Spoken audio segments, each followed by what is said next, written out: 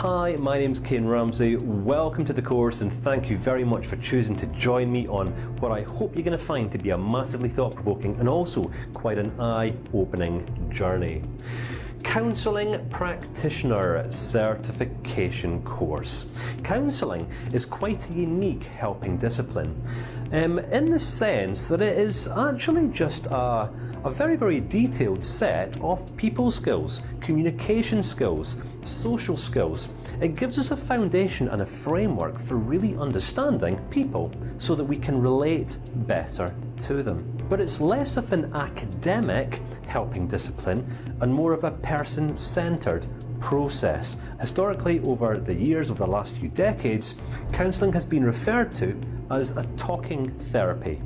Now, we're only going to be able to communicate most effectively with other people if we learn how to understand other people. And we're only going to be able to understand other people most effectively if we're able to better understand ourselves. Now, this course is not going to qualify you to call yourself a counselling psychologist. That sort of term, unfortunately, you're going to have to spend many, many thousands of pounds or dollars and many, many years studying and attending live attendance-based trainings. But this course I've designed to give you all of the basics that you need, all of the key concepts, the insights and the understandings to become a practitioner of counselling in any context that you so choose. So this journey, I'm hoping, is going to be one of quite a transformative nature for you, which will only happen, as I've mentioned, if you allow yourself to experience this training, not just take rigid notes and remember it, all right? So, throughout this section, we're going to be exploring the origins of counselling, where it's come from, all of the main contributing ideas that stem from the main psychological schools of thought. I'm going to be devoting a lot of time, all right, to helping you better understand and appreciate diversity and difference. Now, if you think about it, have you ever been hurt by another human being in life? All right, if you think about it, there's an old saying that I probably will mention once or twice throughout the course, and this is that hurt people hurt people. Now, no one's ever going to approach a counsellor for help who hasn't been hurt in some way. And guess how it is that people are hurt in life?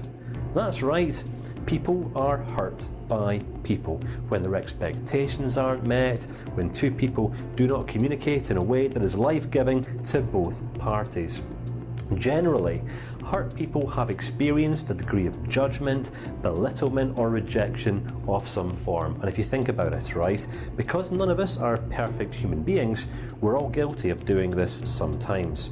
We're only ever going to reject another person because of their diversity and because of their difference. So as counselling practitioners, it's absolutely crucial that we learn how to fully appreciate and unconditionally accept those whom are different.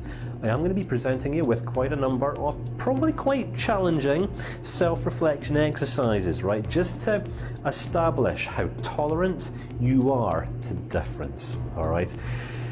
Throughout the entire course, you're going to come to recognise a recurring theme, and this is one of coming to appreciate and understand people. It's not just about appreciating difference, but about understanding what it is that makes people tick. It's about understanding the thought processes that go through people's minds and how it is that people arrive at the conclusions that they do. If we allow ourselves to experience this training and allow ourselves to be transformed by it, then it's only a matter of time before we're able to transfer these understandings over onto those other people in our lives. So I'm going to be devoting one video in this section and an entire section of the course to acknowledging and exploring the core theories that have stemmed over the last century from the various schools of psychological thought. I'm going to be devoting exercises and videos in every single section to relationship building principles and relationship building skills. Now, yes, it's one thing becoming a professional counselling practitioner, but if we aren't practicing these same skills in the context of our day-to-day relationships, then we might struggle to be that particularly congruent in the context of a professional relationship. So, this course is really going to help you to become far more effective in your communications, your interactions, and the conversations that you have on a daily basis with those people whom you have in your life. we're going to be devoting an entire section of the course to counselling and communication skills, which kind of walks hand in hand with an overriding counselling process. Upon completion of this course, you're not just going to have been presented a whole load of ideas by me standing in front of this whiteboard. Oh no, I'm going to be integrating a series of live demonstrations with Karen, who you're going to experience in the first 5 sections of the course, but then in section 6 we're going to be devoting an entire section, around about 7 hours of live demonstration. This is me carrying out the entire counselling process with 2 real live clients with 2 sets of real issues and concerns. So you're not just going to be presented with all of the core ideas, but for pretty much the first time I've ever experienced in a video-based training, you're going to be able to witness the entire counselling process in demonstration format. Throughout this course, to really aid and further your learning experience, we've incorporated a series of articles, workbooks, additional resources that you can download, print off, many of which you're actually going to be able to build into your repertoire of counselling resources. So if you do go on to practice counselling in a professional context, perhaps self-employed, you can refer to many of these resources on into the future. We've done much of the hard work so that you don't have to. And what you'll also find is that we've actually created all of the downloadable PDF resources, of which there are many, in an editable format, which means that if you're old school like me, you can download them, print them off and take notes and answer all the questions that we have for you that way, or you can edit them online or on your device. So the option's entirely up to you. We've also included an MP3 audio version of each video, which you're going to find attached within each lecture, so you can download and listen to when you're elsewhere on the move.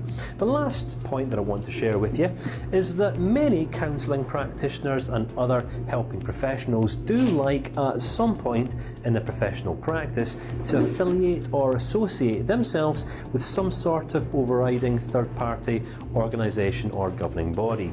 So the organisation that we partner all of these training courses with is Ecology. That's the Academy for Modern Applied Psychology. So if you're already a member, well, you don't need to apply for membership, but if you aren't a member, if you're taking this course on one of the online marketplace websites, then you can join or you can apply for membership within Ecology after completion of the course, after the final video. So I think I've pretty much just covered everything, right? I'm going to stop talking now, and attached to this video lecture, what we've incorporated in is a course learning log stroke journal, which has an overview of all of the main ideas that we're going to be covering, so that as you progress and work your way throughout the course, you can take notes of any aha moments, any real big ideas that really jump out to you and stand out as important, just to help you remember and track your progress as you work your way throughout the course. But I'm going to stop talking now, point you or signpost you in the direction of the additional materials section, where you can download that workbook now, and that's pretty much it. Introduction over. I'm going to look forward to seeing you in the next clip, where we're going to officially get started.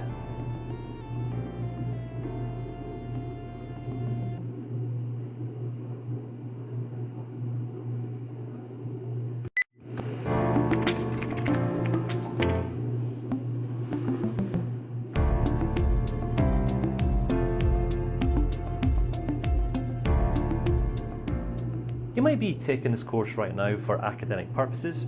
You might be taking this course to complement your studies in some other area of life, some other discipline that you're working towards mastering.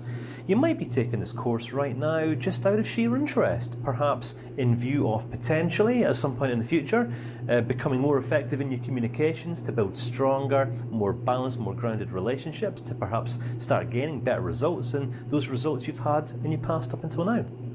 It might be the case that you're already practicing. You might be a helping practitioner or a therapist or a life coach or something like that, and you're just simply looking to enhance your communication skills to complement that which you're already doing. And the fantastic thing about journeying through life is that we're each on this individual, unique journey. There is no right or wrong. There's just different points of view. And this is really how I would like to open up the course, just by simply highlighting the fact that we're all on a journey. In life, every single one of us, you and I included, we're all working to get away from those things that we don't want any more of in life. And we're also working towards the things that we want more of. But the problem that many of us face, and the problems that many of us encounter, and the place in which many of us get stuck in life, is when we come up against hurdles and obstacles. All right? Think about it. Have you ever gone hiking at any point in the past? Have you ever become aware of when we're out hiking or walking? You might have just gone for a walk in the country somewhere. Have you ever noticed on what it is that we become so focused on? Our footing. Now, this is a principle that I probably picked up many, many years ago when I was serving in the British Army, right? This was actually my history. I've not always been a counselling instructor. And I can remember walking up and down the hills in Wales, and this was part of a military training exercise that we were on. And it just became so apparent to me at one point that as we're walking, I was just more focused on where I was at right here. I was trying not to fall in potholes and not, get kind of with my feet stuck in nooks and crannies. I was actually paying no attention to where I was going, all right? And if you think about it, right, we're just talking in metaphorically here. This is sometimes one of the main reasons why we get stuck in life. Because we get so focused on where we're at, not trying to fall into holes, that we pay no attention to where we actually want to go, and we can end up, getting sidetracked or steering off in a direction that we actually didn't intend to go. And when we find ourselves in places such as this, we find ourselves in a place of crisis, or transition, or problem, or overwhelm, or something like this. And this is where we, as counselling psychologists, now come into play. Because everyone's on this journey in life, and as I've mentioned, everyone's working to get away from where they don't want to be anymore. Everyone's working towards where they do want to be instead. But unfortunately, this is kind of where we get stuck, somewhere in between. I guess that all we ever have in life is our own unique point of view. We see things the way that we see things. We hear and interpret things the way that we hear and interpret things. And the only problem with our interpretation and our experience of life as human beings is that sometimes we can't see the woods for the trees. And yes, it can be very, very easy to get stuck in our perceptions, our interpretations. Generally, all that's ever required for us to become unstuck is an alternative point of view. And this is kind of how I want to open up the course.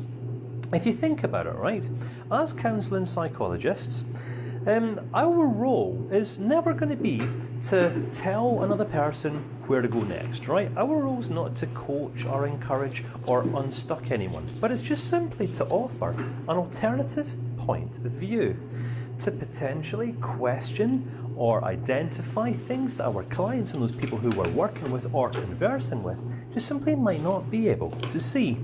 I mean, think about it.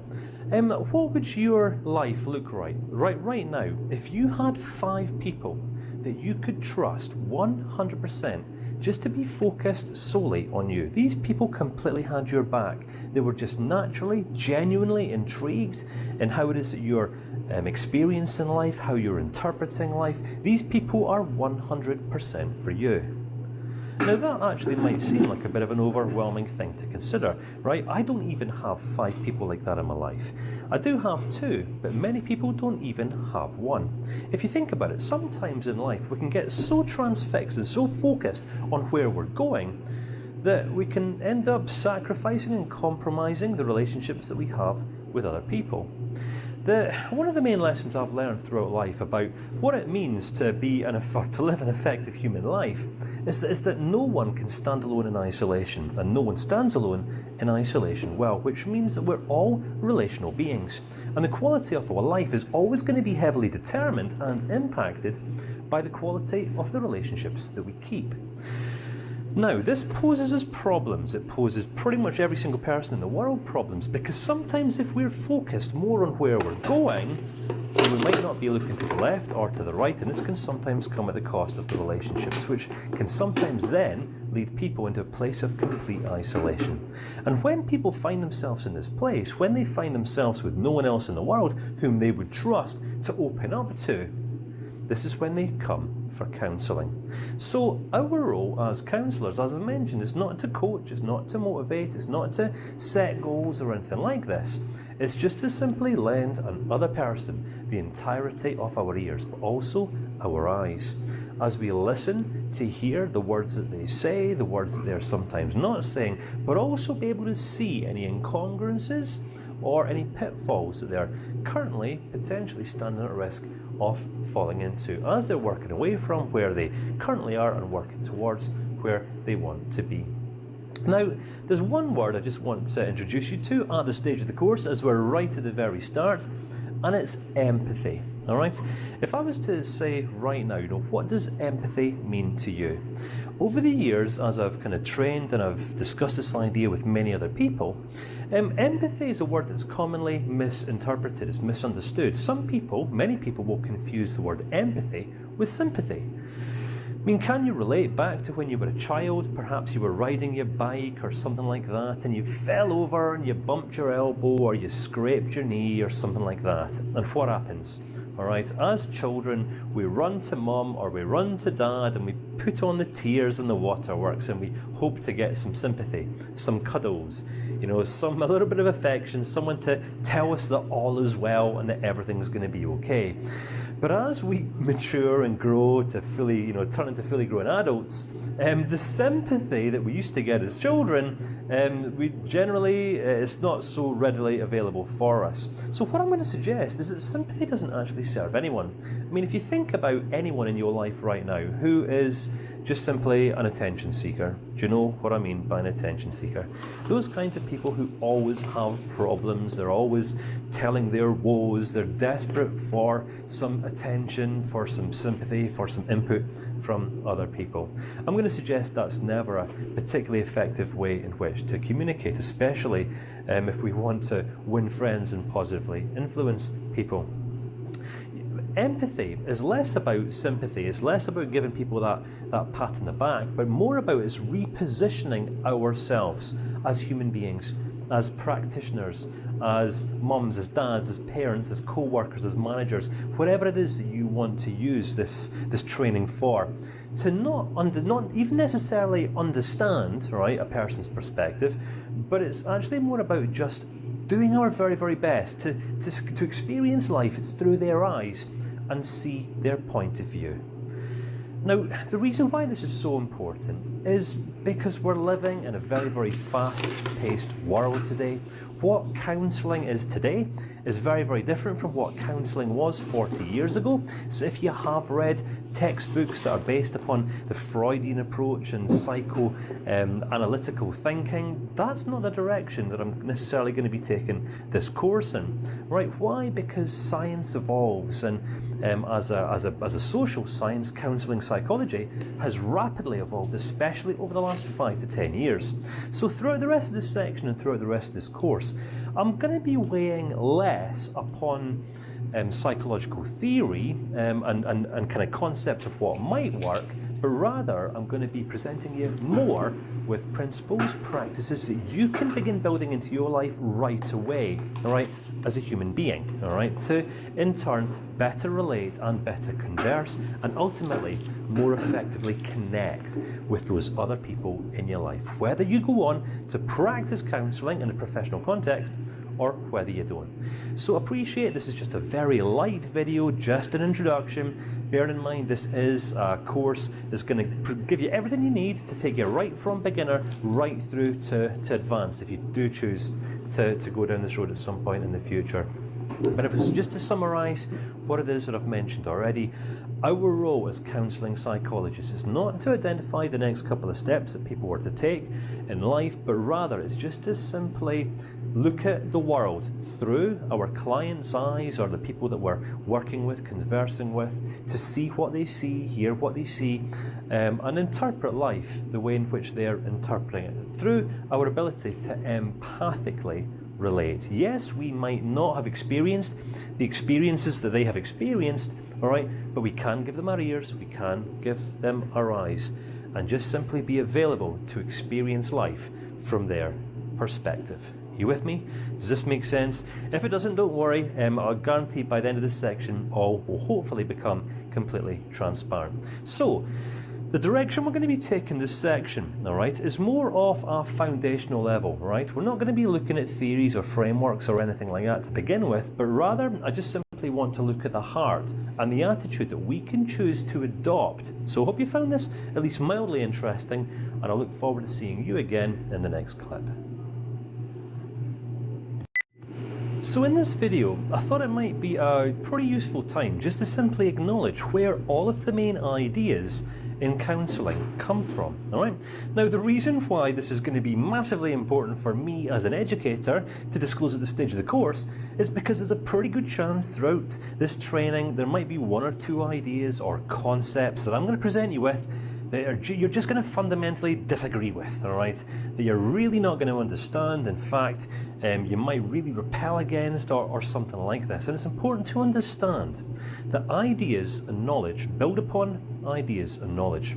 Now, this is a principle that our late philosophical forefathers, Aristotle, Plato, acknowledged, that no one stands alone in isolation. No idea stands alone in isolation. As human beings, we're all relating all things to all things, all of the time. Now that might seem like a really big, random, abstract out there idea, but this is kind of what has given counselling psychology its foundations. Not just one or two perspectives. It wasn't like there was a couple of guys and ladies sitting in a room structuring this discipline, but rather it's a science that has evolved over the last 100 or so years. It's been contributed into by many great thinkers who each have had very different perspectives. All right, now, where counselling is at today is most likely not going to be where counselling is at in 20 or 50 or 100 years from now. Reason being is because people like me come along and potentially people like you who have different perspectives, new sets of ideas, different ideologies on life who then go on to contribute. And this is very much the nature of science. Science isn't a stationary thing, but it's in fact a set of ideas and concepts and notions that's continuously getting researched, that's continuously expanding and growing.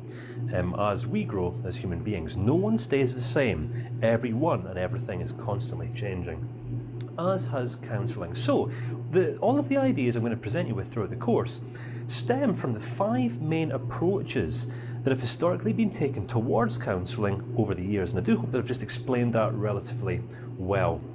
The first approach that I want to acknowledge, without weighing too heavily on, is a psychodynamic approach. Now, this approach to psychology or counselling and counselling was initially kind of conceptualised by the late Sigmund Freud.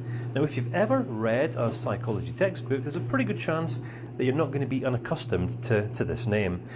Sigmund Freud established a name for himself through his exploration of dreams. All right, one main area of interest in Sigmund Freud's life was dream interpretation. He wanted to look for the deeper meanings of our dreams, our interpretations of dreams. What dreams mean about our past, what dreams mean about our future. And whilst many people, many psychologists wouldn't have any interest in this area, many do. All right, so Sigmund Freud also, he kind of went where no man or woman up until that stage of history had gone before. What he acknowledged, quite bluntly and blatantly, was that as human beings, we have sexual urges. Alright, now, he wasn't stating anything that wasn't true here, alright, but back then, I guess that as a race of human beings, we perhaps were a little bit more prudent than what we are today in the 2010s. So what Freud wanted to explore, what fascinated him, was how it is and how it was and how it has been that we as human beings have related to our parents. All right. He said that we all learn, or that many of us learn, sexually. All right. Okay. Now this might sound like really random abstract thinking, but he acknowledged that how our sexual urges in life impact our decision making, how it is that we relate to other people. Now, in the additional material section of this video, I'm going to signpost you towards a couple of books if you do want to research into the ideas and the thinkings of Freud in any greater depth. But for this video right here, I'm not going to go too much deeper than that.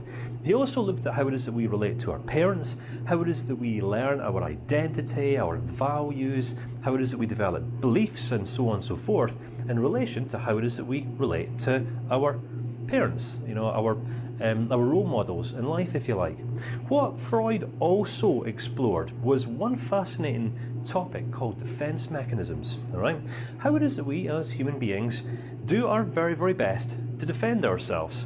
Now, if you think about it, no one likes, there are very, very few people like acknowledging that they're wrong.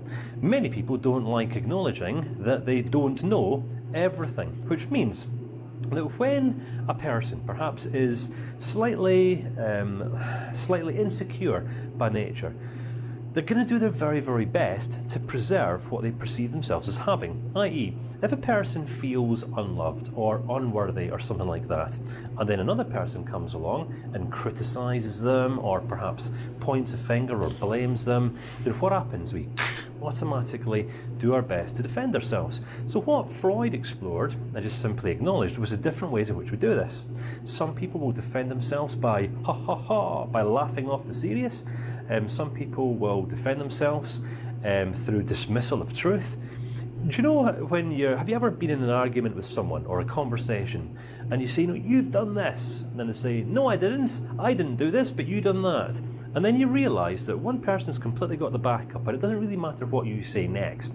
They're going to completely reject and disagree with whatever you say because they've gone on the complete defensive, all right? I think about a conversation I had just a few weeks ago with a certain gentleman, actually, and I saw that this man had gone on the defensive, and I said, listen, I see that you've gone on the defensive right now. And he said, no, I haven't. And I says, well, there's one great way that we can gauge when a person's gone on the defensive or not. And he says, I don't think there is. And I said, well, there's a pretty good chance that you're going to disagree with the next thing that I say. And he said, no, I'm not.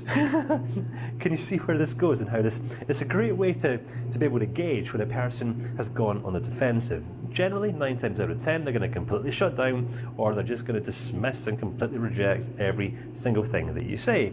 Now, it's important to note that if a person goes on the defensive, this isn't going to be because they're bad, you're good, you're bad, or they're good, or anything like this.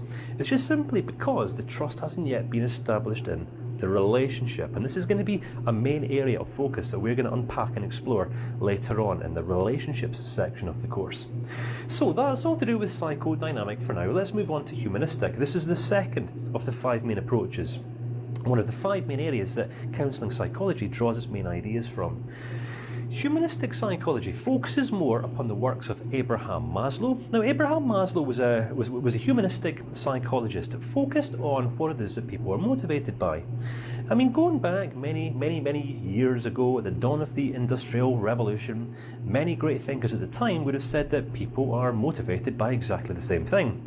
Abraham Maslow and Carl Rogers, another great influencer who I'm going to reference quite heavily later on in the course, said that most certainly is not the case, but rather people are influenced by different things all of the time, depending upon the season that they're currently in life.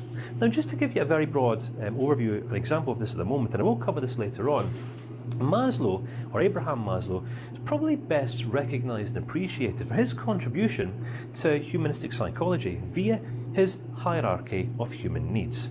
Now, this was a triangle. I'll illustrate this later on in the course and go into much greater depth. But Maslow suggested that people are motivated by different things all of the times.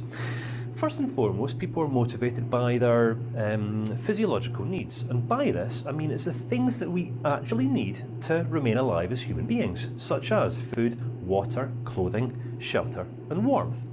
Now, if you think about it, all right, those 5 things we genuinely do need to remain alive. However, if you will speak to many people today and they're telling you about their needs and wants in life, many people don't actually know the difference between wants and needs. Some people will say, I need a new car, I need a bigger house, I need a pay rise, I need a promotion, I need a girlfriend, I need a good stiff drink, and so on and so forth.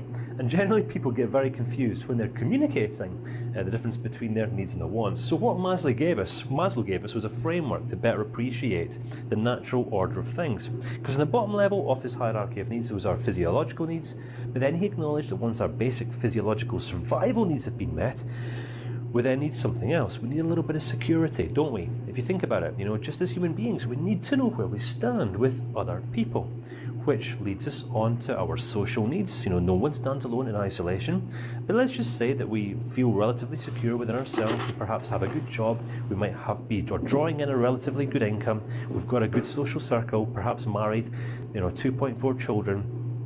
We're never going to be motivated by things that we already have. We're only ever going to be motivated by things that we don't perceive ourselves as yet having, if that makes sense. So this generally leads people moving their way up the hierarchy towards a set of egotistical needs where people then want power, influence, perhaps status, rank, something like that. And if people then get to that stage, there's nowhere else left for them to go apart from self-actualization, where people focus less on the accumulation of wealth and stuff and accomplishing things out there in the world and getting things, but rather they focus their efforts more on becoming more, right, on being all that they can be, which is a very different approach in life. This is all about being human. There's a difference between being human doings, when we are doing stuff all of the time, defining ourselves by what we do, and being human beings, when we're just simply being who we are.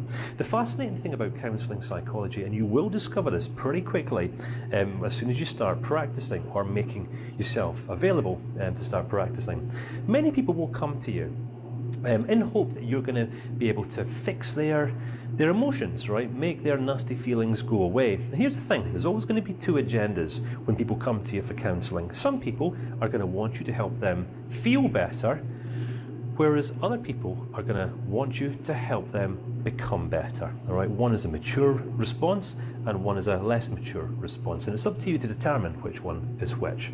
But this is pretty much the essence of the humanistic approach. Again, Carl Rogers, he focused more on the person-centered attitude, all right? And this is where we as practitioners or human beings can completely empty ourselves of ourselves. Now that might sound like a really radical idea, but if you think about it, right? Have you ever been in a conversation or a discussion with another human being and you just know, you sense, you can feel that you have their full undivided attention? Well, those are the people that we trust in life. And if we want to be effective as counselling psychologists, then this is how we have got to learn to become. It's when other people are communicating to us and we are becoming, or we have become, completely free from our own perspectives, our own prejudices, our own discriminations, and all of these things go on inside of us, our sexual urges as well, because sometimes as men or women we might end up sitting opposite a member of the opposite sex or the same sex that we find ourselves being attracted to. All right, and these things are perfectly natural, they're normal, it happens inside of every single one of us, except if we allow that to enter a counselling therapeutic relationship, it stands to do the other person more damage than good. All right, so I'm going quite broad here, all right, but just simply acknowledging all the different approaches and the main ideas that are going to impact the approach that we take towards counselling. All right, so UPR stands for Unconditional Positive Regard. Now, if you have ever studied any of the other helping disciplines, such as cognitive behavioural therapy, perhaps neuro-linguistic programming. The neuro-linguistic programming has really only been around for around about 40 years. Cognitive behavioural therapy for a lot longer, and again, this is where ideas build and base themselves upon ideas. Carl Rogers was possibly one of the first humanistic psychologists who acknowledged this concept, unconditional positive regard. And this is when, again, we become so completely aware of how it is as human beings that we naturally discriminate against other people. It's only when we become aware of our discriminations can we stand ourselves apart from them, all right? And it's only once we've stood apart from our own prejudices and discriminations that we can start bringing our absolute all and this unconditional positive regard, this unconditional acceptance of other people. Here's the thing, think about it. You know, what happens if you are in a counselling, discussion, relationship with another person who's perhaps raped someone? How about you're sitting opposite someone who has literally been giving in to their sexual urges their whole life, they have a real lack of personal boundaries? Now, you can have an opinion about this other person. You can say, yes, that person's bad. That person shouldn't be doing that thing. Do you really think that you're now the kind of person that's worthy of this other person's trust? Bear in mind, as counselling psychologists, it's not our role to have an opinion. It's not our role to determine what's right or wrong or be the judge of other people, but it's just our role to simply offer a foundation, a platform, a sounding board, if you like, just to simply reflect back, say what we see, ask questions, and understand this other person. Because if we ask the right questions and reflect back what it is that we can see, then in turn, we stand pretty high potential of helping this other person to better understand themselves, and therefore make the necessary changes that they need to make to get higher up their mountain towards what it is that they do want. You with me? Does this make sense? So that's the humanistic approach, all right? It's where we are unconditionally accepting the other person, and we're acknowledging that people are driven by stuff that 9 times out of 10 might be very, very different from that which we are driven by. So this is about appreciating difference.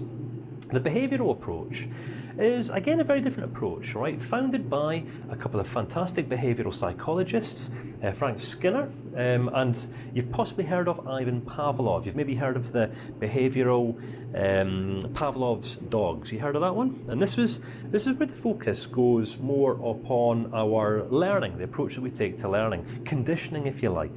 Now, behavioural psychology focuses on not just the behaviours that we adopt as human beings, but it's the learnings that have led to the behaviours.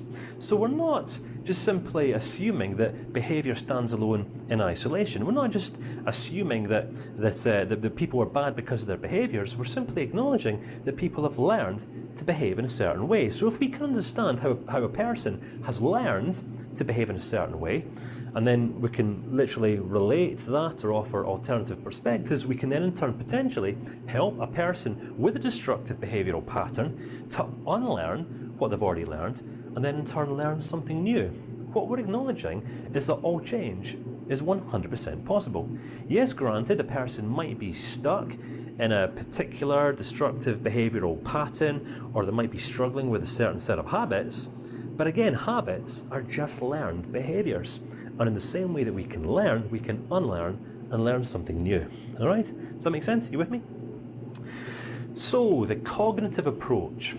Cognitive approach pretty much stems from the founding fathers. Aaron Beck was one of the main foundational thinkers, and Albert Ellis. They were the main core founding fathers of behavioural therapy and cognitive behavioural therapy. Now we start looking at the cognitive realms of the mind. So we're not so much just focusing on our humanism, acknowledging we have values, we have different perspectives on life. We're not looking at our sexual urges or our relationship with parents. We're not looking at our dreams or anything like that. We're now just simply looking at the connection between the quality of our thinking, the quality of our emotional experiences in life, our behaviours, our outcomes, and how it is that we can start making changes in our thinking to impact every other area of our lives. This allows us to better identify patterns, all right, and take more and greater control of ourselves. Now, I'm pretty much going to be devoting a section to the cognitive approach of counselling psychology, whilst also tapping on and acknowledging behavioural humanistic and psychodynamic. What I'm saying is, over the years, counselling psychology has evolved. If you have read a textbook, there's a pretty good chance that the textbook will be centred and themed around one of these 5 main approaches. And what I'm saying is that no one approach is right or better than any of the rest. They're all just different. And this leads us on to the final of the 5 approaches. It's the integrative approach. And this is where I now want to help you bring these initial 4 approaches to life. It's about just simply acknowledging what works and what doesn't work. We're looking at what's true, what's helpful, what's useful, and how it is that we as counselling psychologists can connect and relate to those other people whom we're working with in the most effective ways, to then in turn offer them a platform to open up, trust us, and share with us their perspective, their points of views, their fears, their concerns, and their perceived blockages. The blockages that they see are preventing them from getting from where they're at to where they want to be. Remember, it's not for us to fix them, it's not for us to solve their problems, it's just simply our responsibility to offer this sounding board, offer them a secondary set of eyes, a secondary set of ears, and a friend who actually cares, who's not going to judge them, who's not going to assume the worst, and who's 100% for them. Okay, you with me? And this is what I'm hoping by the end of the course you're going to be relatively grounded in. An integrative approach that you can start putting into practice right away to help other people get the most of their lives. You with me? So, these are the 5 main approaches to counselling psychology. Hope you found this interesting. And if you would like to unpack any of these 5 main areas further, in the additional materials section, you're going to be able to access a PDF information sheet stroke workbook you can download, print off, read through to take your understanding to a slightly deeper level. So that's all for now. I hope you found this interesting, and I'll look forward to seeing you again in the next clip. You know, if you were to ever read a textbook or an article that's themed around the idea of ethical standards in counselling or psychological practice, a word that you're going to commonly come up against is the word autonomy, all right? Or autonomous. Now, what this word means, as simplistically as possible, is our willingness as helping practitioners to respect another person's ability to govern themselves. All right, autonomous. It's about respecting another person's ability to choose wisely based upon their prejudices, experiences, learnings in life so far. So what this is basically saying is that as counselling psychologists, regardless whether this is the first course in counselling psychology you've ever taken or whether it's the umpteenth, doesn't make any difference, all right? What we are never going to be, regardless of how many textbooks we read, how many courses like this we take, we are never going to be the experts of other people's lives. And the reason for this is because we've never walked even one day in anyone else's shoes apart from our own. And this is, again, another really massive area that sets counselling psychology apart from the other helping disciplines.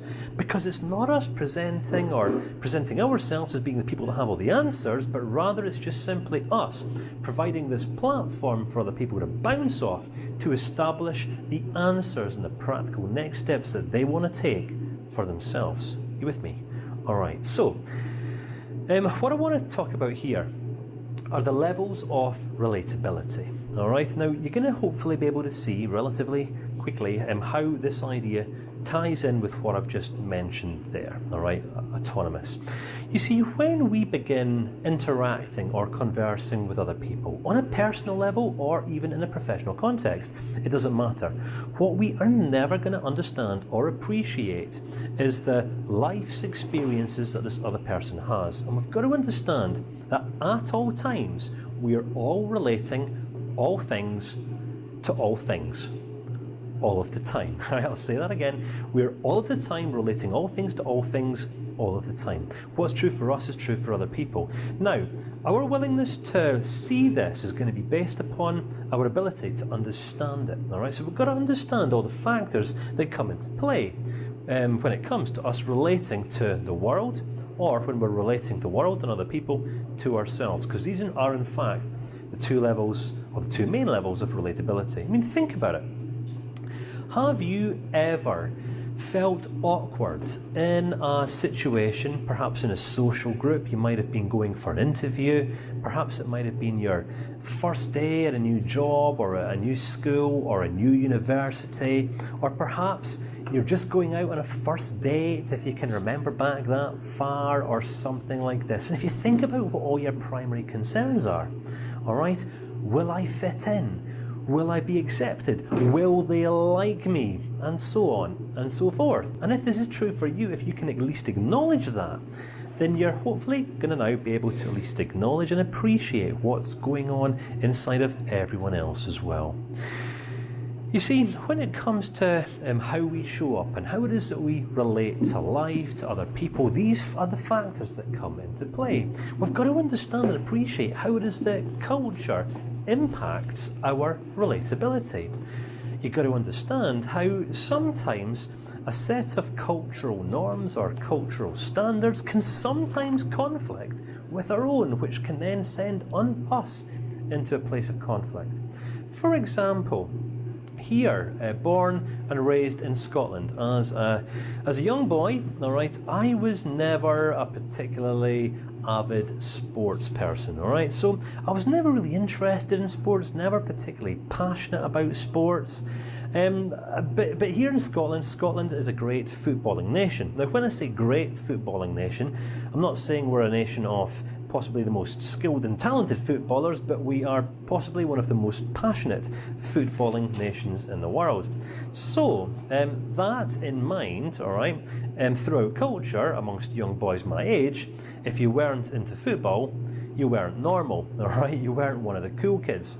So guess what happened to me in school when I showed up with 2 left feet, all right? Couldn't kick a ball to save myself, didn't have any interest in kicking a ball to begin with.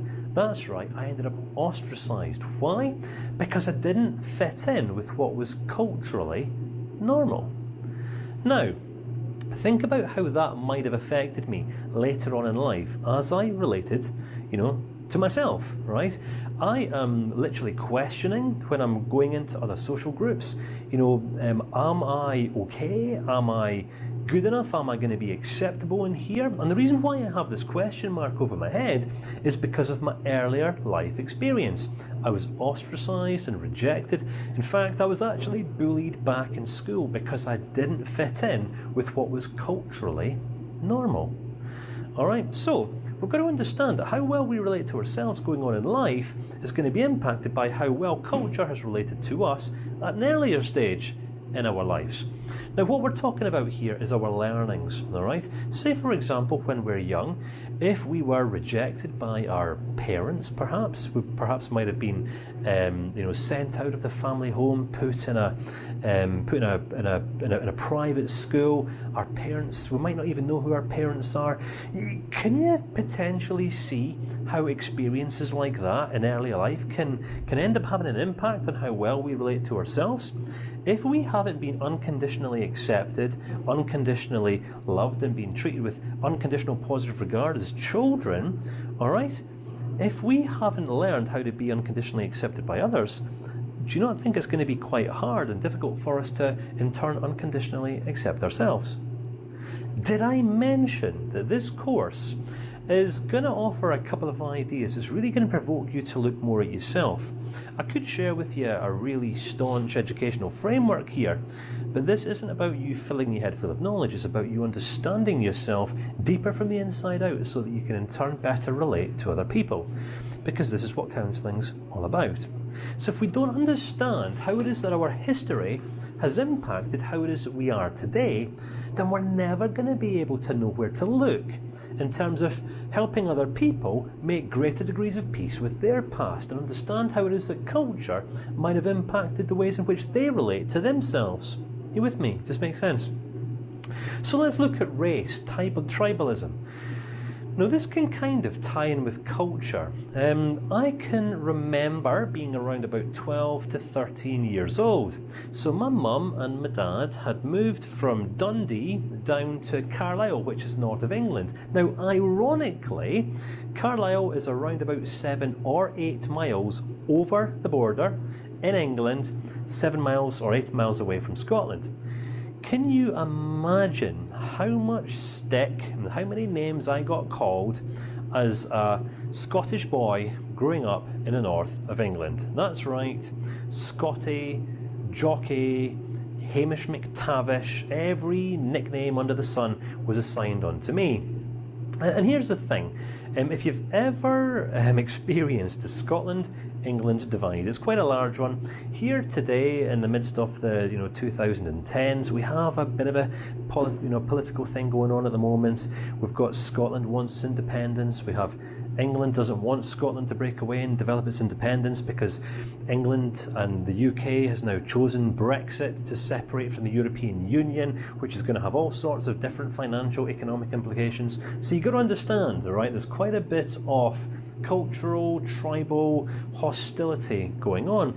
And if we find ourselves in a culture, right, where we are the odd one out in terms of we are of a different race or of a different tribe, then we know that human beings historically aren't renowned for appreciating difference.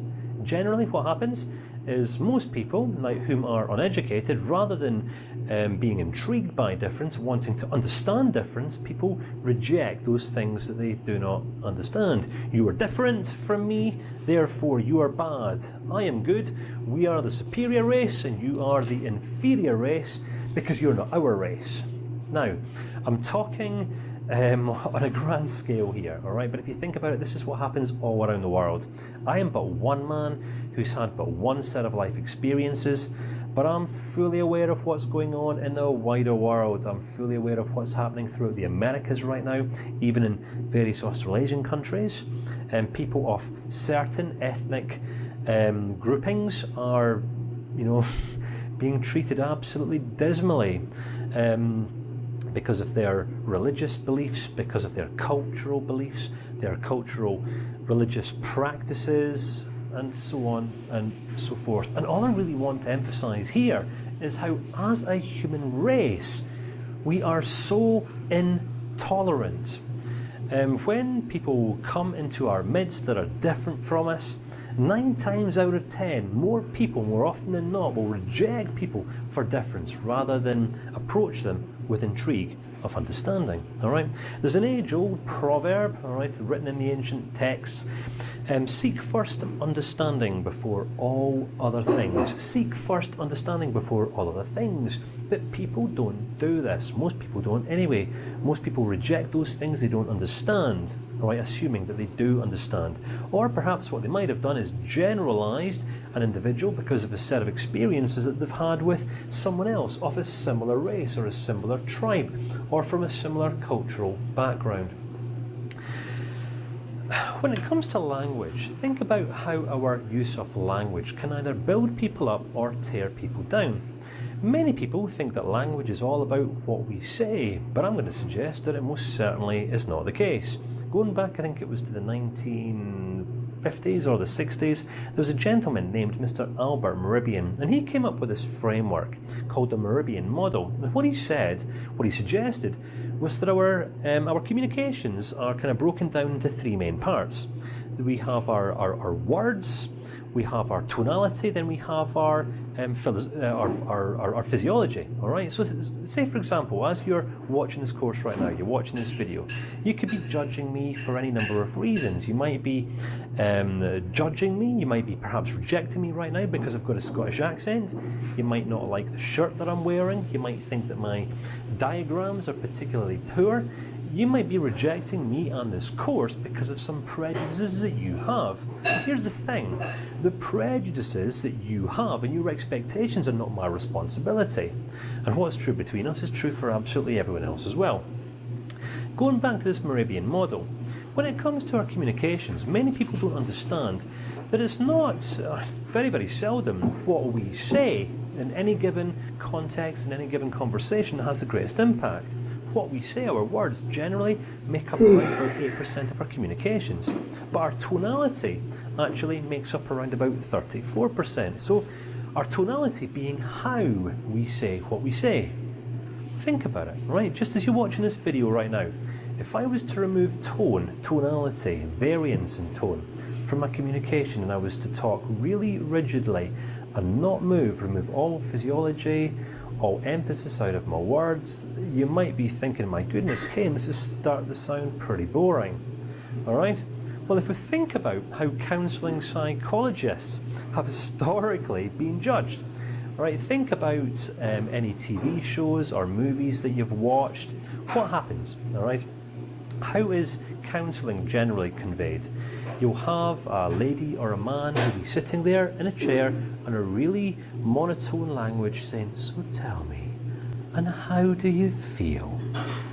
Let's talk about your relationship with your mum and dad."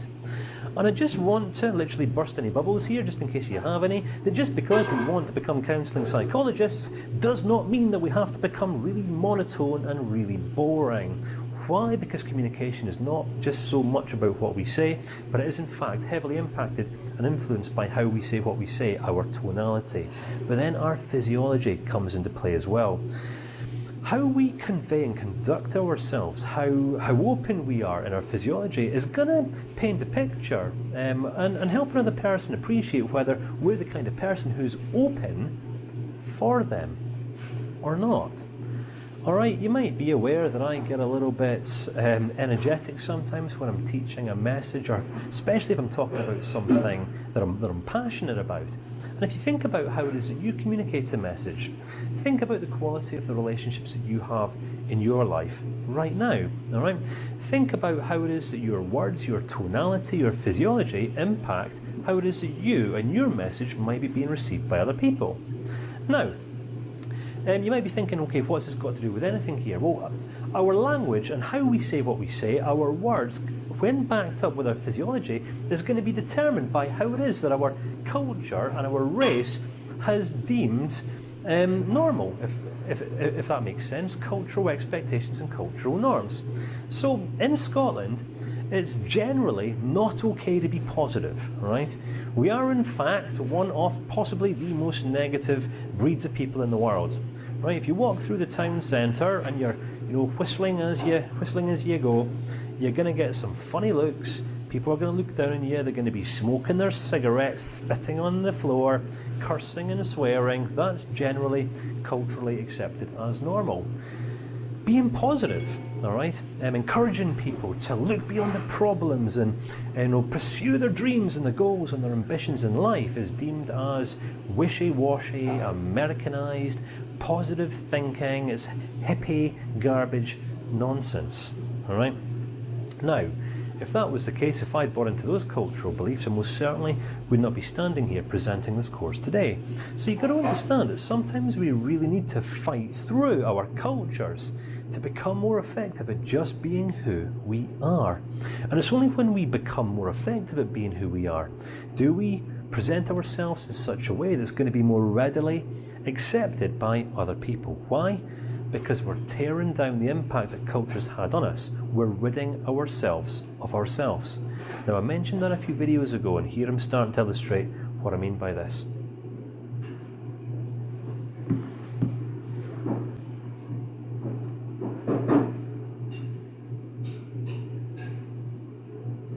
So this video, more than anything else, is just a self-awareness exercise. If you think that skills and practices and frameworks and theories are the foundation of counselling psychology and what it takes to be an effective counselling psychologist, my friend, that is definitely not the case. The foundation of effective counselling done well, strong, healthy relationship is this foundational core condition of unconditional acceptance, of unconditional positive regard, where we're looking beyond the words that people say, their actions, their behaviours, their preferences, their beliefs, and we're just simply looking to identify the heart of the person. Now, I do appreciate I've just covered some really big ideas here. I do hope you're still with me. Throughout the rest of this section, I promise we're going to be unpacking and exploring this so I can hopefully really help you understand exactly what I've just said here.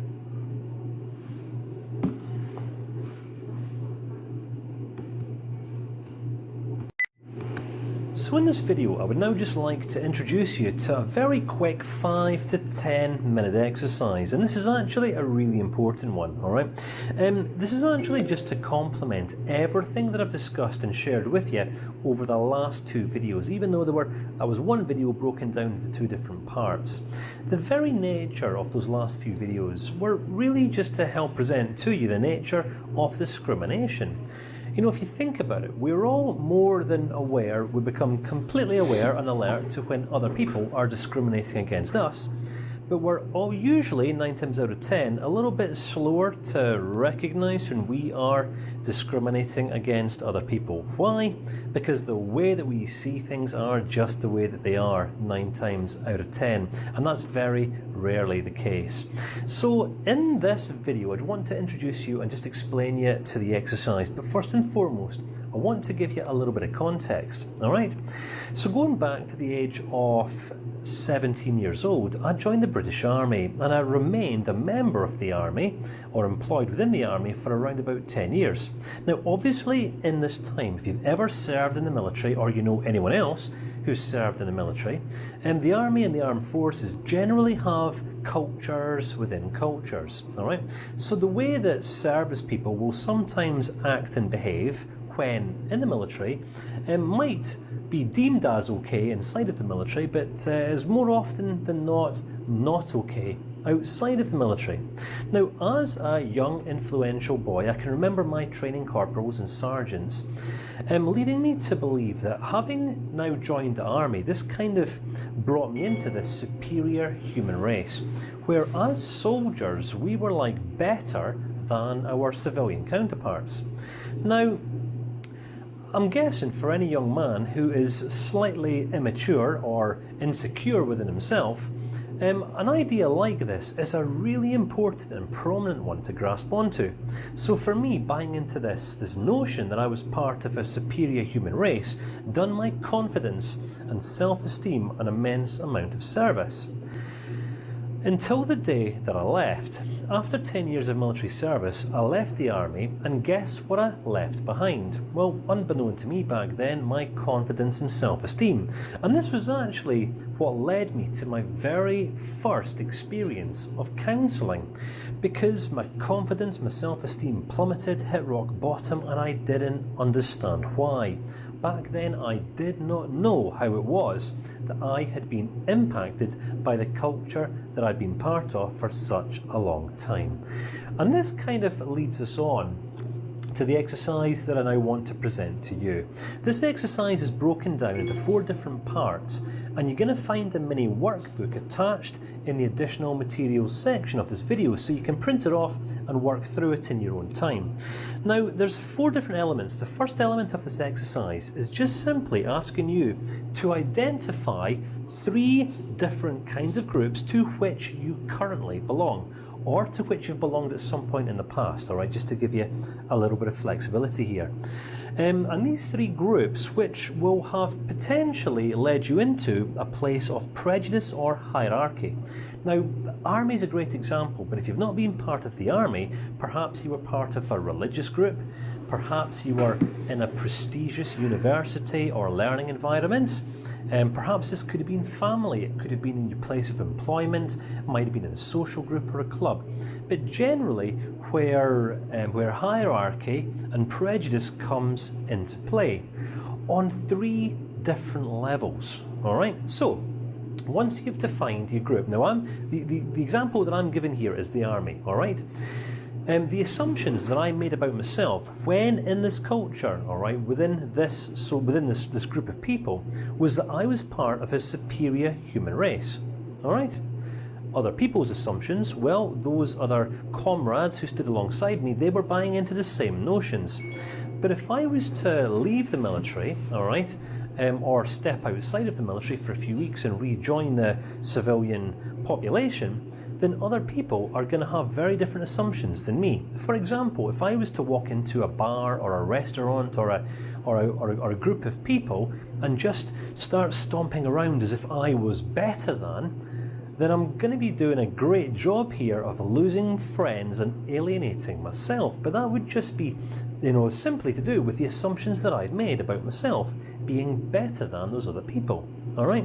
So I'm just seeing if there's any groups that you're part of where you may have fallen victim to some unhealthy or unhelpful assumptions that you've made about yourself. But then you need to compare these assumptions to those of other people. Now, it might be the case that within this culture, within this community or environment or social group or whatever it is, that those assumptions are serving you well. But, all right, we cannot remain where we are today forever, which means that change is inevitable. And if we were to then step outside of this group, what potential pitfalls might we end up? All right, what hurdles or obstacles might we end up facing, which could then lead on to a need for counselling? Now, this isn't saying that we need counselling. It might be the case that you do need some counselling, or that you would benefit from some counselling. And what I'm also going to suggest at this stage is that if you've never been on the receiving end of counselling before, go and book yourself in for a couple of sessions, all right, to experience it for yourself. Now, the reason why I say that also is because this is one of the limitations that accompany online training courses such as these, all right? Unfortunately, I can, yes, present you with, the frameworks, the core ideas, the core principles, practices, frameworks, but what I'm not going to be able to help you facilitate is practice. You see, when it comes to training and counselling, when I went through my training courses, various training courses quite a number of years ago, my training courses were all offline, all right, which meant that I was part of a large training group. And when I was presented with examples or exercises such as these, we didn't carry them out writing them down in note form, but rather we discussed them in a group context, which really, from my experience, really enhanced the learning process. Now, obviously, you're not going to have that here, all right? So it's important that if you were willing to perhaps commit to 1 or 2 counselling sessions, it's going to help you to better appreciate the need for everything that I've mentioned so far, and also the need for us to become so aware of the assumptions and the cultural assumptions that we can sometimes unconsciously buy into. You with me? So this is really just a self-awareness exercise. It's not a test, it's not a quiz, it's for no one else's benefit other than yours. So the 4 main points. Point number 1 is to identify 3 different kinds of groups to which you currently belong, which have to do with the potential for prejudice or hierarchy, all right? And you're going to literally put them in the 3 boxes along the top of the worksheet. Point number 2, what are the assumptions that you tend to make by belonging to this group, all right? For example, it could be a religious group that you subscribe to, a religion or something like that. And it might be the assumption you've fallen victim to is that your religion is the right religion, all right? Your way is the right way of doing things, your God's the right God, and if you find yourself repelling against that, it's because you've made some assumptions in response to the groups and the cultures that you've already subscribed to. So it's not about having an opinion, all right? It's about becoming free from the opinion, so we can just begin to acknowledge the assumptions that we've already made. You with me? All right, I promise you, if you can really work through this, you'll benefit massively in terms of self-awareness. The 3rd point, what are the assumptions that other people might make about you being part of this group? All right, and this might be people within the group or people from outside of the group. You can respond to that question in either way. It's totally okay, as long as you benefit and as long as you're able to gain at least a little bit of insight in terms of how it is that you're currently living your life. And the final point, again, which we're just going to literally fill out these bottom boxes for in the worksheet, what do you see as the potential pitfalls for counselling from any of these assumptions? Whether we are making very naive, prejudiced assumptions about our behaviours and actions, or whether it's the case that other people are making assumptions about us. If other people are making assumptions about us, we'll generally experience that as judgment or other people's prejudice. If we are making these assumptions, it might be the case that other people are on the receiving end of our judgment and our prejudice, all right? So there's always 2 sides of a coin, and that's really all I want you to hopefully be able to see through this exercise. And whether you're on the giving end of judgment or whether you're on the receiving end of judgment, there's always going to be a pitfall for someone to potentially end up requiring some counselling, or someone mature and grounded in their life who's not going to judge them or assume the worst of them or assume they're right or wrong anymore. You with me? So spend 5 to 10 minutes on this exercise. If you really carry it out, really reflect, I promise you'll benefit quite heavily from this. But that's all for now, and I look forward to seeing you again in the next video, where we're going to begin to start exploring the core conditions of the counselling therapeutic relationship. So hope you find this exercise useful, and I look forward to seeing you again in the next clip. So up until now we have looked at the purpose of counselling. It's all about understanding and relating effectively to other people. We've looked at the main ideas of counselling, the 5 main schools of thought that counselling psychology is built and based upon. We've also looked at the levels of relatability, which has hopefully allowed you to identify some of your surface level prejudices, discriminations, and so on and so forth. And that last exercise should definitely have helped you become clearer on exactly what some of those are via the assumptions that we make. In this video, I would like to introduce you now to a concept. It's called the Iceberg concept of culture. Now, counselling psychology, although we haven't really looked and explored what counselling is yet, we've touched on what counselling isn't. We're going to be coming on to this shortly, most possibly more throughout the next section. Here, this section is more about you just preparing yourself and becoming prepared for what's coming next. Yes, counselling is all about us coming to relate more effectively to other people in view of helping other people understand themselves. It's not about us understanding other people. It's about us offering a platform, a sounding board, from which they can come to better understand and relate more effectively to themselves.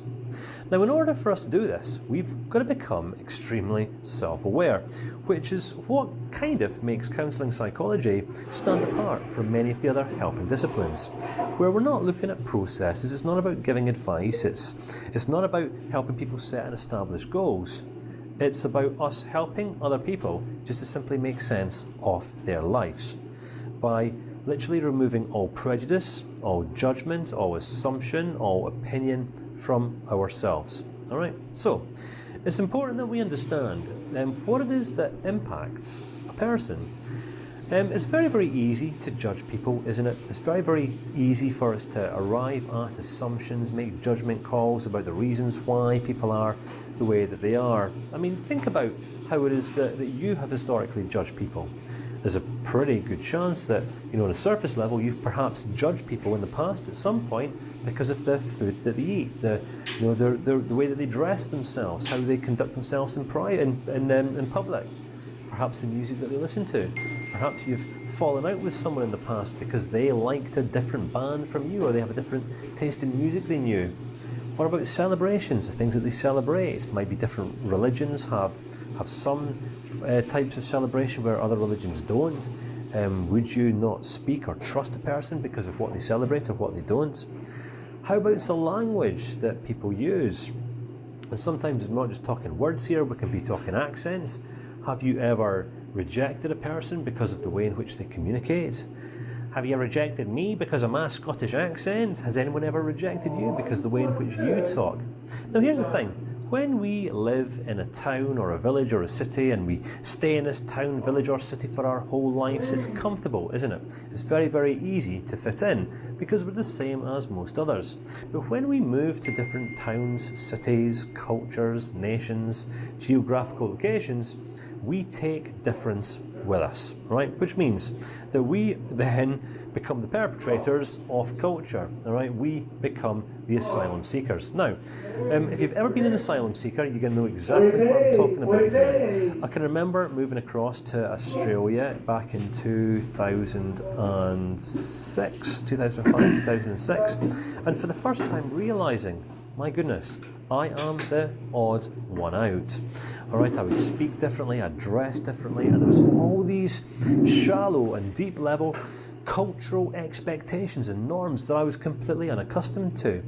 What I'd never really appreciated up until then was what normal was for me. I'd never really appreciated what normal was.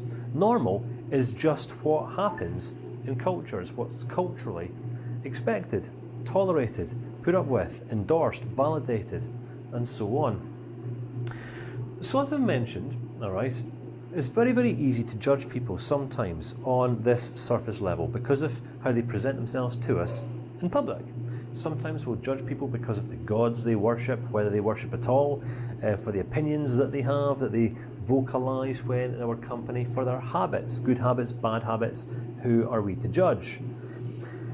We then have shallow level culture, all right? And this is kind of what simmers beneath the surface. And if we're not accustomed to another person's culture, we're never going to be accustomed to the person, all right? And this is where, as counselling psychologists, we're always looking to answer the question why. We'll never assume the worst of a person. Well, that's what we shouldn't be doing anyway. If you do find yourself quite heavily judgmental, this might not necessarily be the career path for you at this stage in your life, all right? But if you are open to unconditionally accepting other people, then let's carry on. Because what lies beneath the surface level are people's attitudes, their concept of time. You know how people relate to time? You know how sometimes some people will say, oh, a few minutes late, that's okay. Whereas other people will be on time, on the dot. Other people will always be 5 minutes before. Now, just to give you a brief example here, I can remember before joining the military at the age of 16, 17, my keeping was absolutely atrocious. But military culture ingrained a new habit into me, all right, the culture.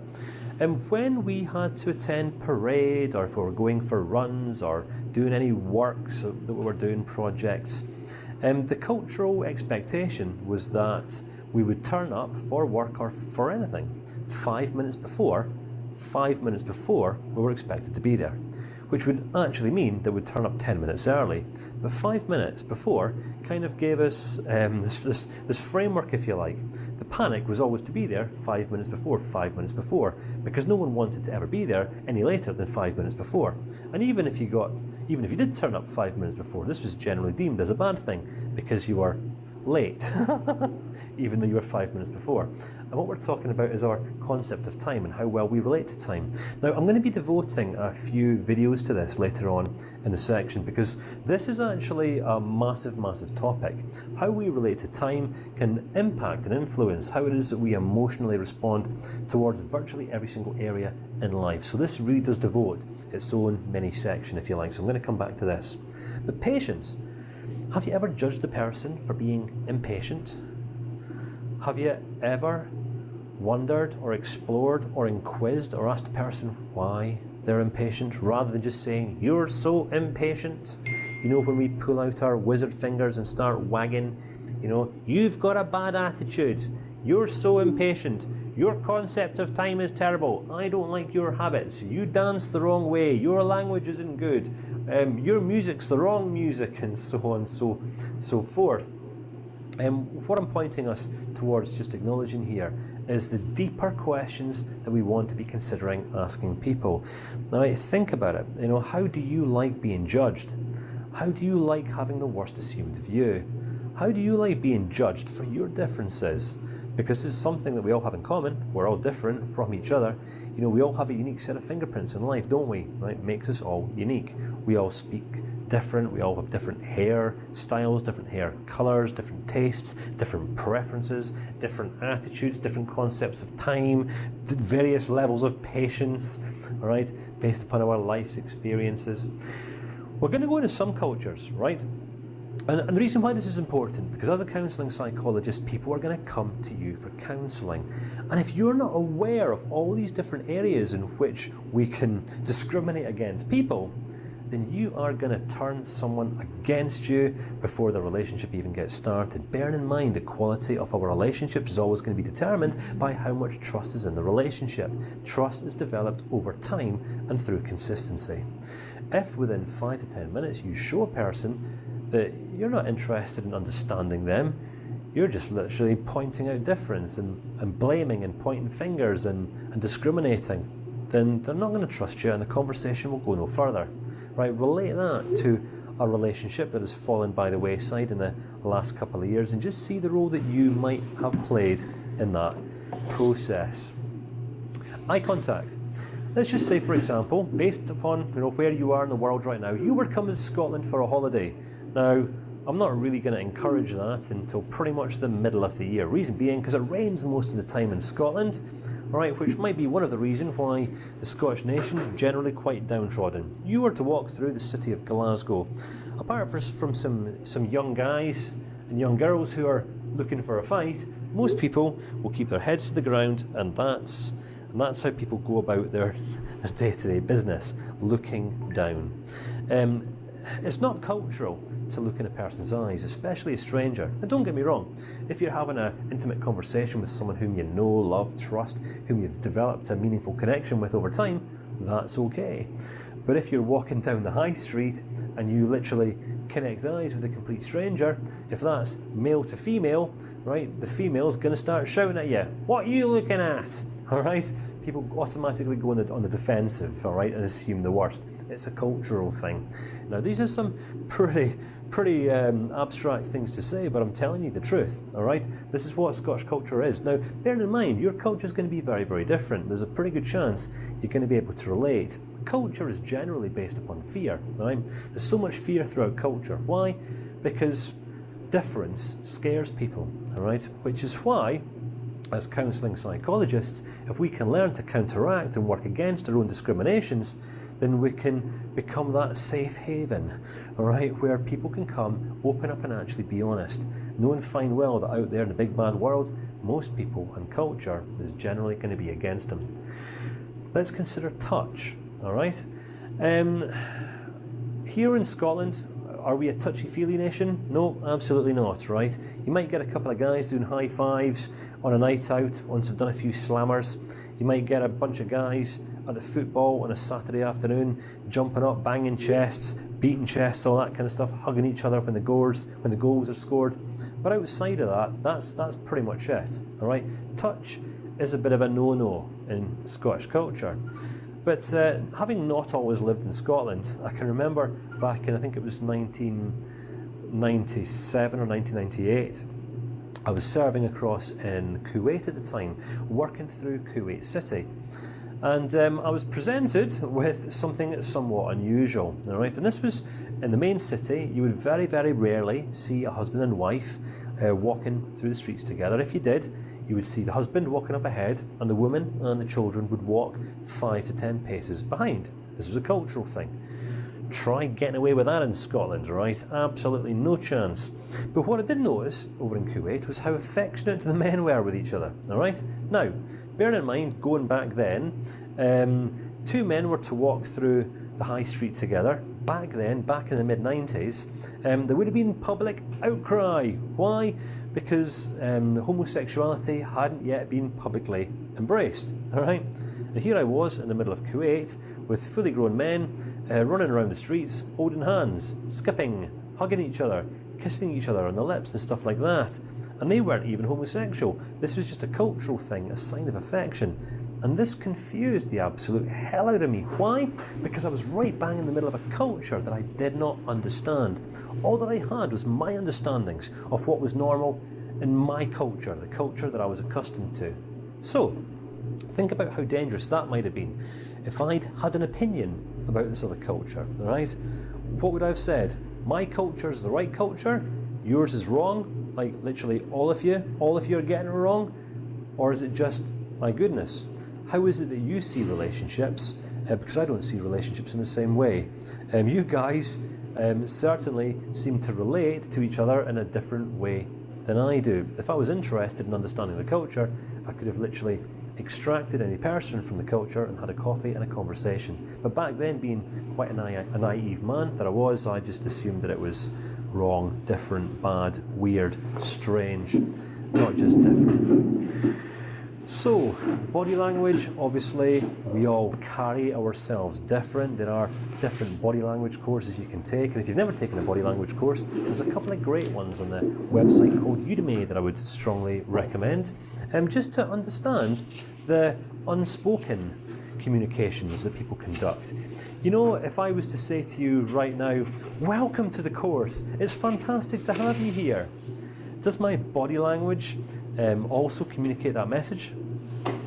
Or if I was to say something like, yeah, thanks for joining the course, it's great to have you here, I'm sure we're going to have an absolutely awesome time together.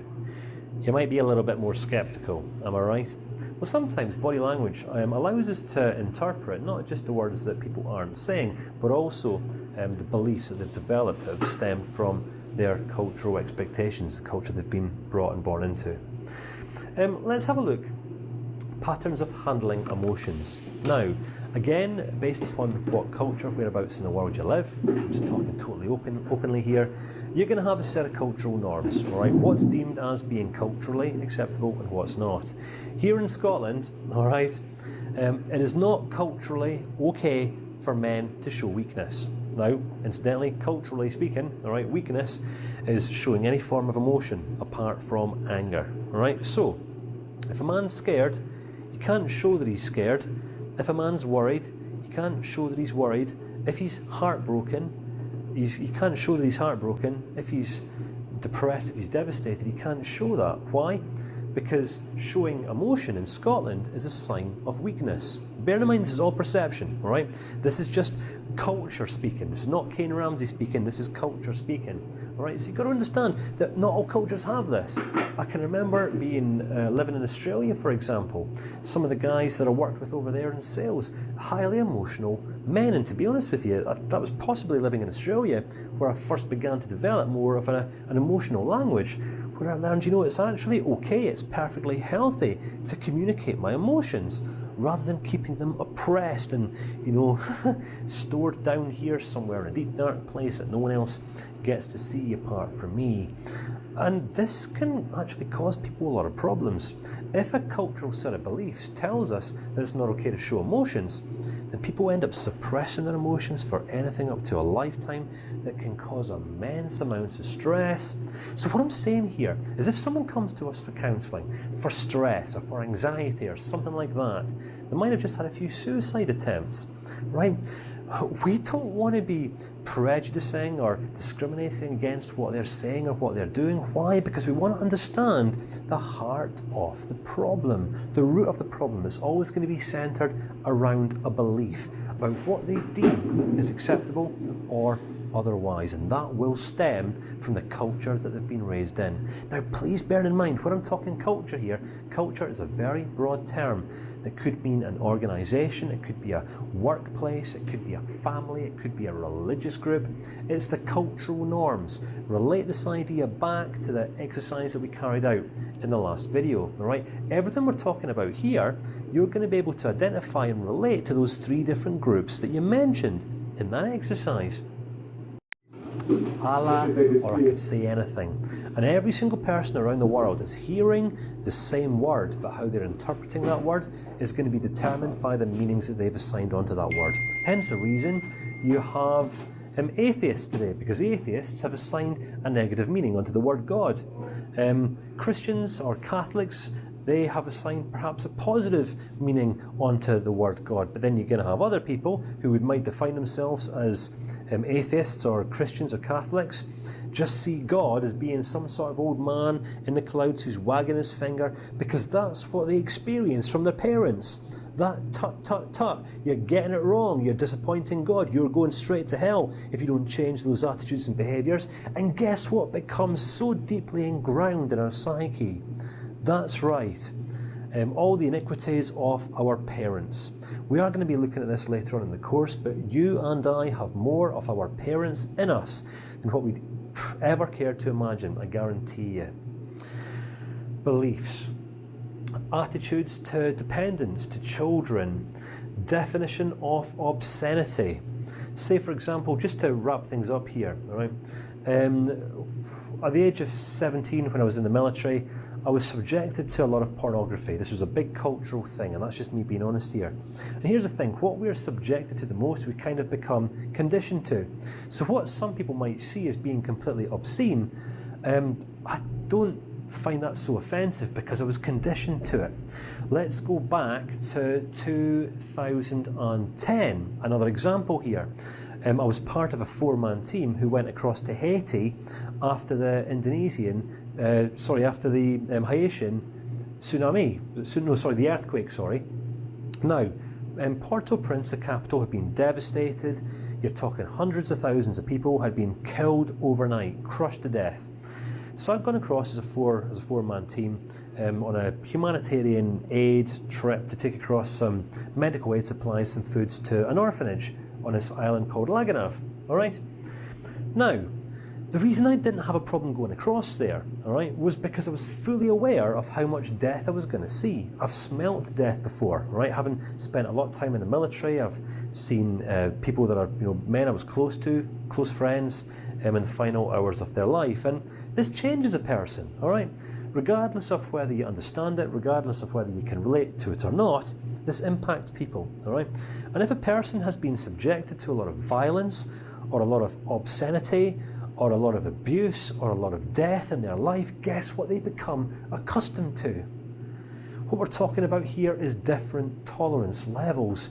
And it's not about what's right or what's wrong, it's just about difference. Now, going back a few years ago, I was counselling, coaching a young man who found himself with some serious attractions to younger people, all right? I'm not going to go into any more detail than that. Now, do I agree with this? To be honest with you, that was a struggle for me. I found it absolutely repulsive. I found it disgusting. But I was not willing to judge the guy. As things transpired, as the counselling relationship evolved, yes, this man was struggling with being sexually attractive to underage children, to adolescents. But here's the thing, as the story unfolded, guess who'd received and been on the receiving end of around about 10 years of sexual abuse as a child? Guess what he'd been conditioned to? Now, does that justify the actions, the temptations? No, absolutely not. But it does allow us to understand, all right? This is all that counselling psychology is about. It's not about fixing people. It's not about us putting the world to right. It's not about us determining what's right or what's wrong. It's about us simply lending people our eyes and our ears. And a place of non-judgmentalism, unconditional positive regard. How about, regardless of what culture you've come from, we could begin developing this practice, this habit, of extending people grace and assuming the best of people rather than the worst. Again, I don't know what culture in the world you currently live in right now as you're watching this video. Here in Scotland, we're in the midst of a pretty negative culture, and I know that there's many other cultures in the world who aren't too dissimilar from Scotland. But here's the thing, as counselling psychologists, we've got to step apart from culture. We cannot allow we cannot afford to have these prejudices, to make these discriminations, because the second we bring prejudice, opinion, judgment into the counselling relationship will be the same minute that you completely destroy the trust. And the second you destroy the trust, the relationship will go no further. So, to be honest with you, I was intending this video to be around about 5 or 10 minutes long. I've gone on a little bit longer than that, so I do apologise. No, in fact, I don't. This is such an important idea to really get your head around. Most of us are not aware of the prejudices that we carry throughout life. Why? Because we're not aware of how it is that we have been impacted by culture. So the purpose of this video is hopefully just to bring into your awareness that which you may previously have been unaware of. If you're watching right now saying, Kane, I already knew this stuff, then take that as confirmation. You're further down this path, ready to be a counsellor than what you perhaps maybe thought you were. So take that as a good sign. So, as I've mentioned, that's all I'm going to really cover here. In the additional materials section, we've put together a mini article stroke worksheet with a few more questions for self-reflection, and please take your time to read through this and work through the questions.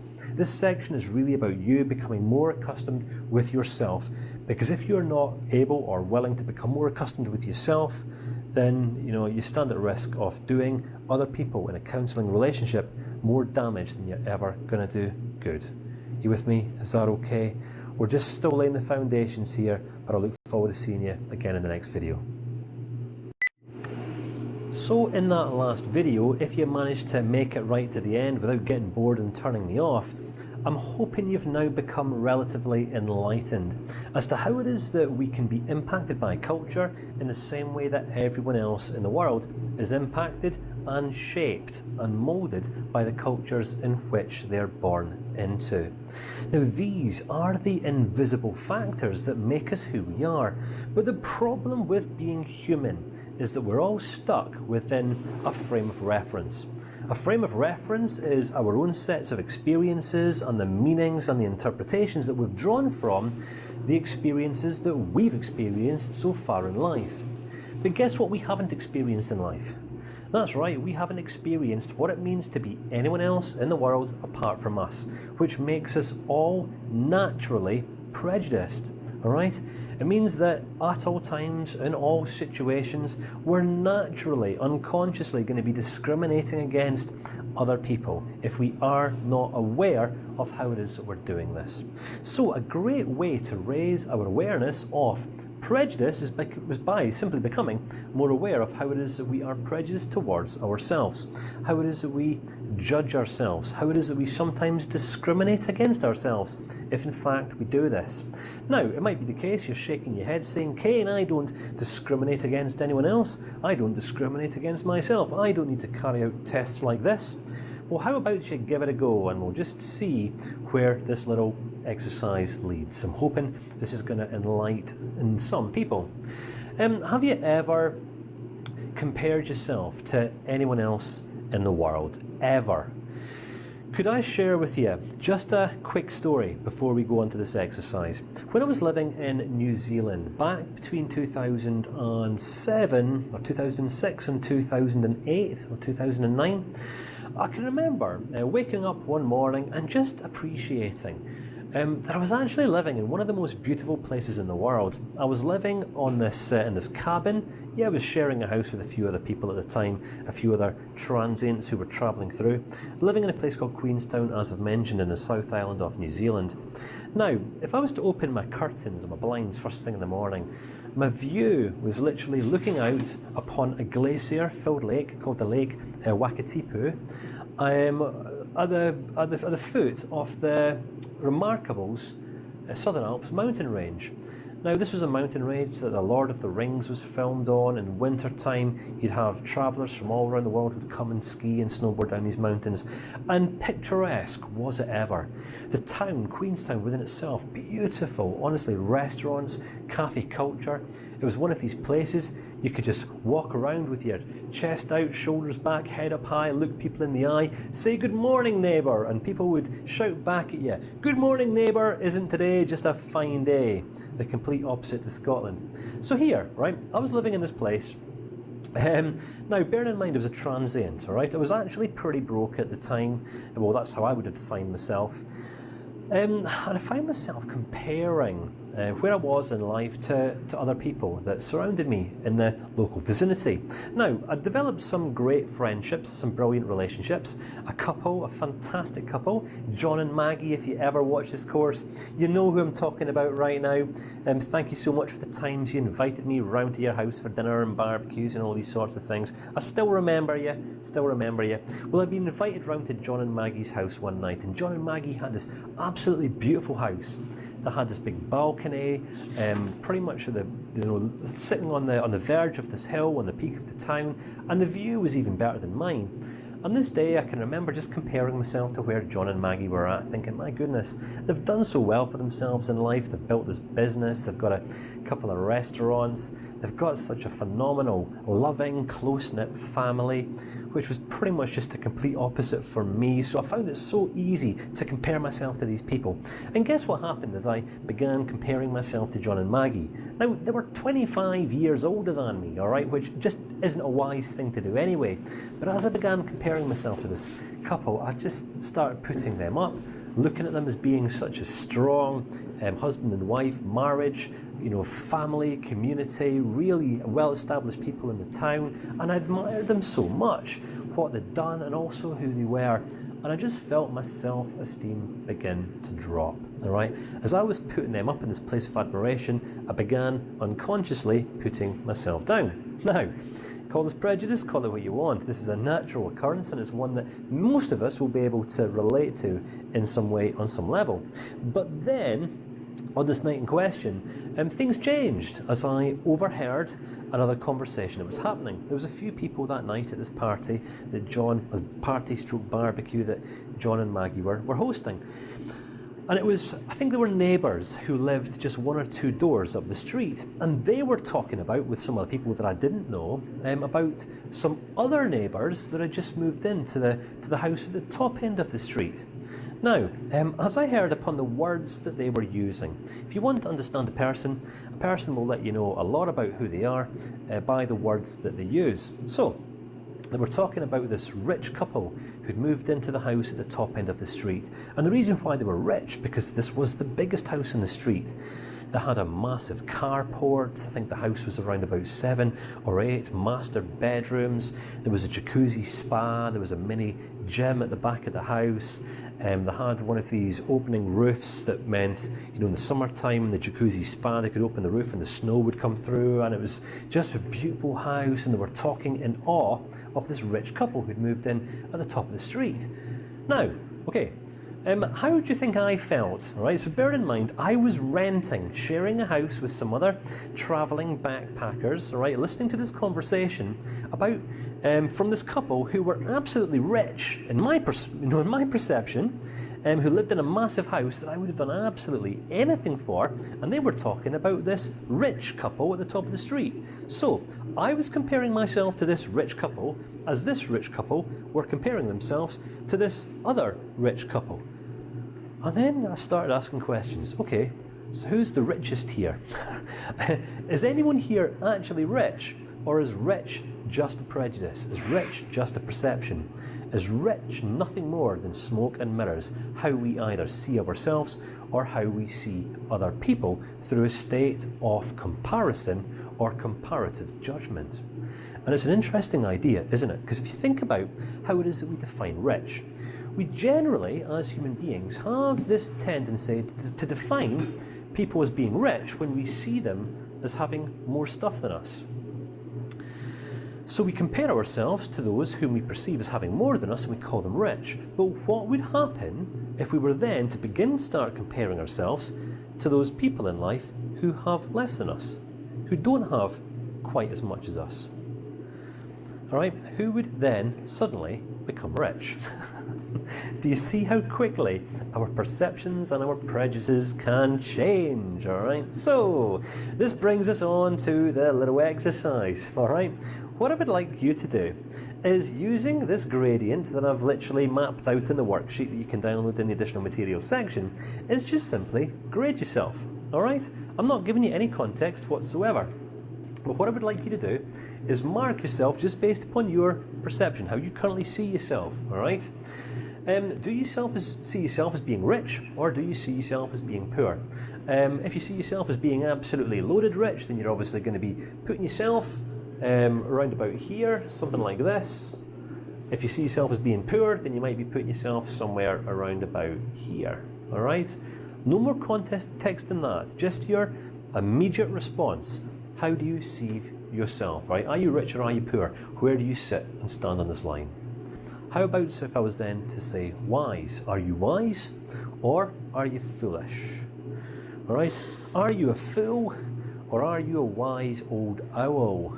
Now, based upon your confidence, how much you've studied and reflected, and what you've developed or built over the years, all these things are going to determine how it is that you see yourself in this area. All right, so put yourself on the scale of somewhere between wise to foolish. Right, I like to put myself somewhere in the middle. All right, I'm definitely not a fool, but I definitely know that I don't know everything. Right, I like to learn something new every single day. How about selfish? Are you selfish or are you selfless? Do you live a life that's just completely immersed in your own opinion, your own world views? Everyone else is wrong. You're obviously always right. If there's anything wrong about your life, it's always everyone else's fault, never yours, right? Couldn't possibly be your fault. Couldn't possibly be you to blame, ever. All right? Or are you selfless?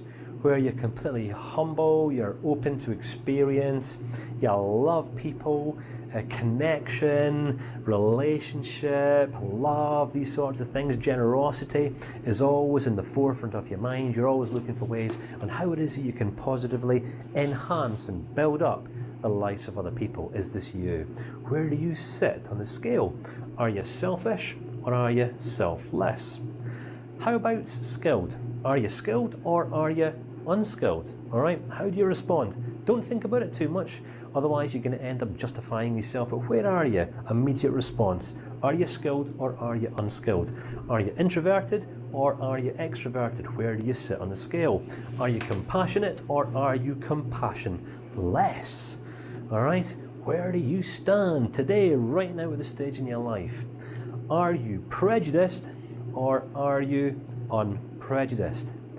I'm pretty confident you're probably going to find this one here quite challenging to think about. So, once you've got your grades, all right, even if you just don't print off the workbook, you might just be taking notes here on a bit of pen and paper or something like that. What I would like to do is now add a slightly different dimension, all right, slightly different perspective into this little test, all right. So you're going to have put yourself somewhere on this grid for rich and poor, all right. So, in comparison to Richard Branson, all right, where are you now? How does your position change? So make that amendment if necessary.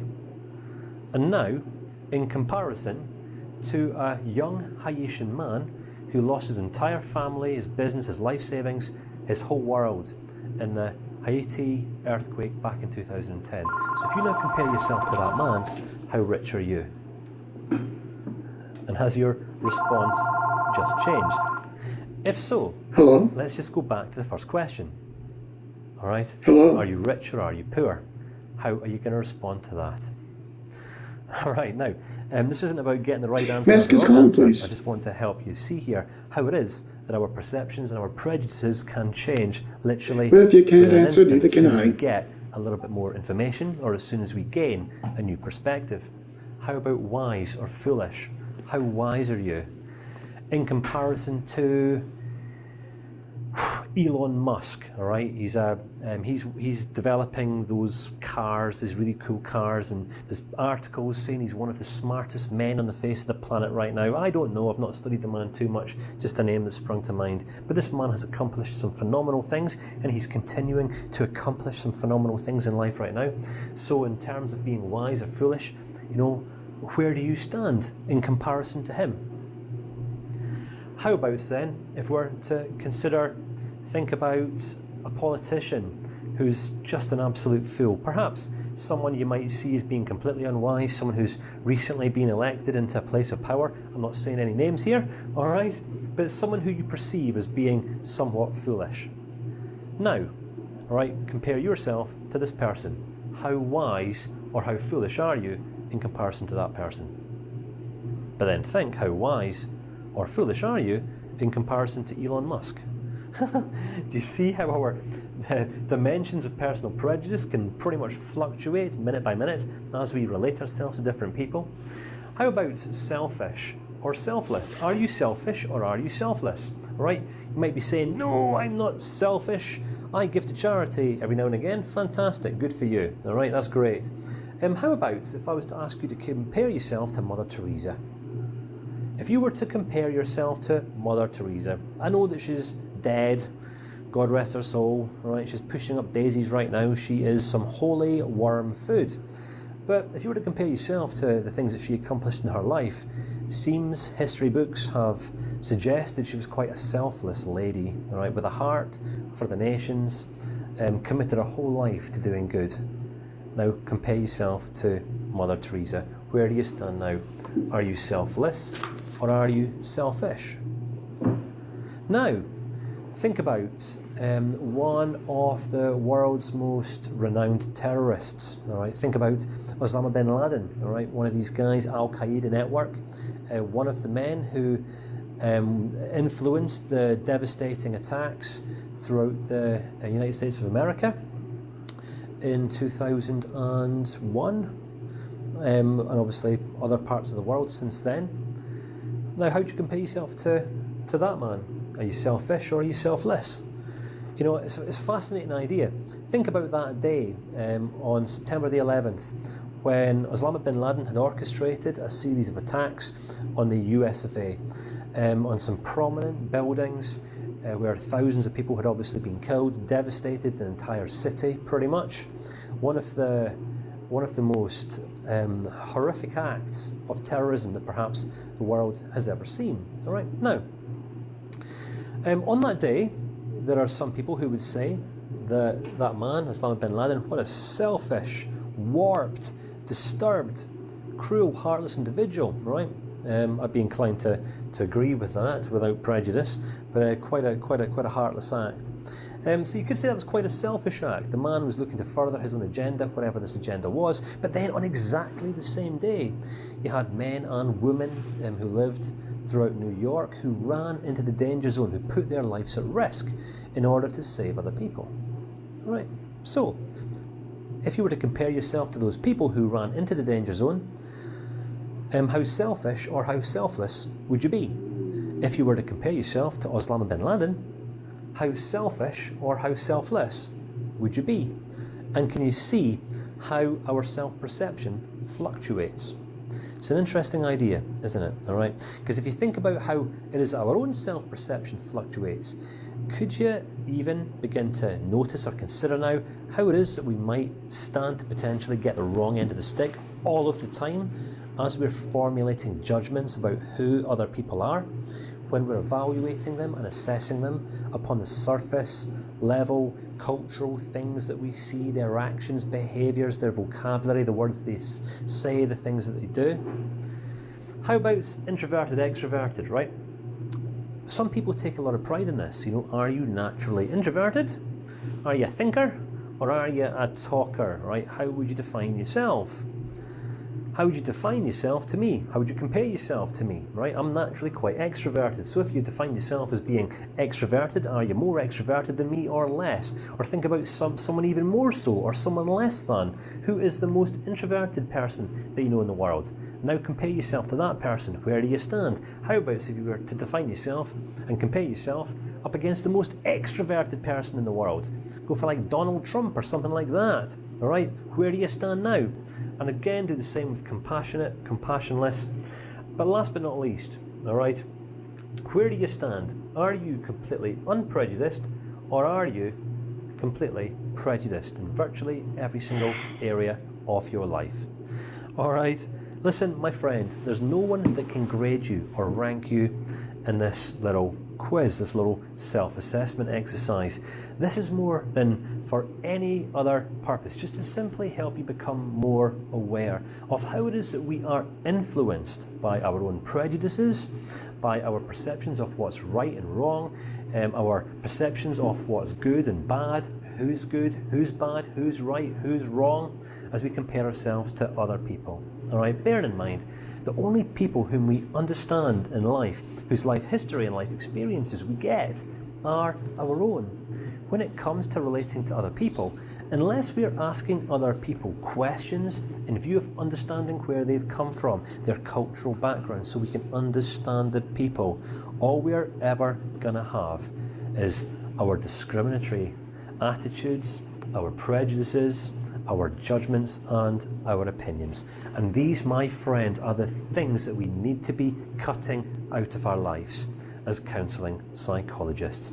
If you've ever heard the saying that hurt people, well, if we can begin to focus more on people's hurts and understand what the wounds are, then it helps us to better appreciate and understand their actions, their behaviours, why they say the things that they say and why they do the things that they do.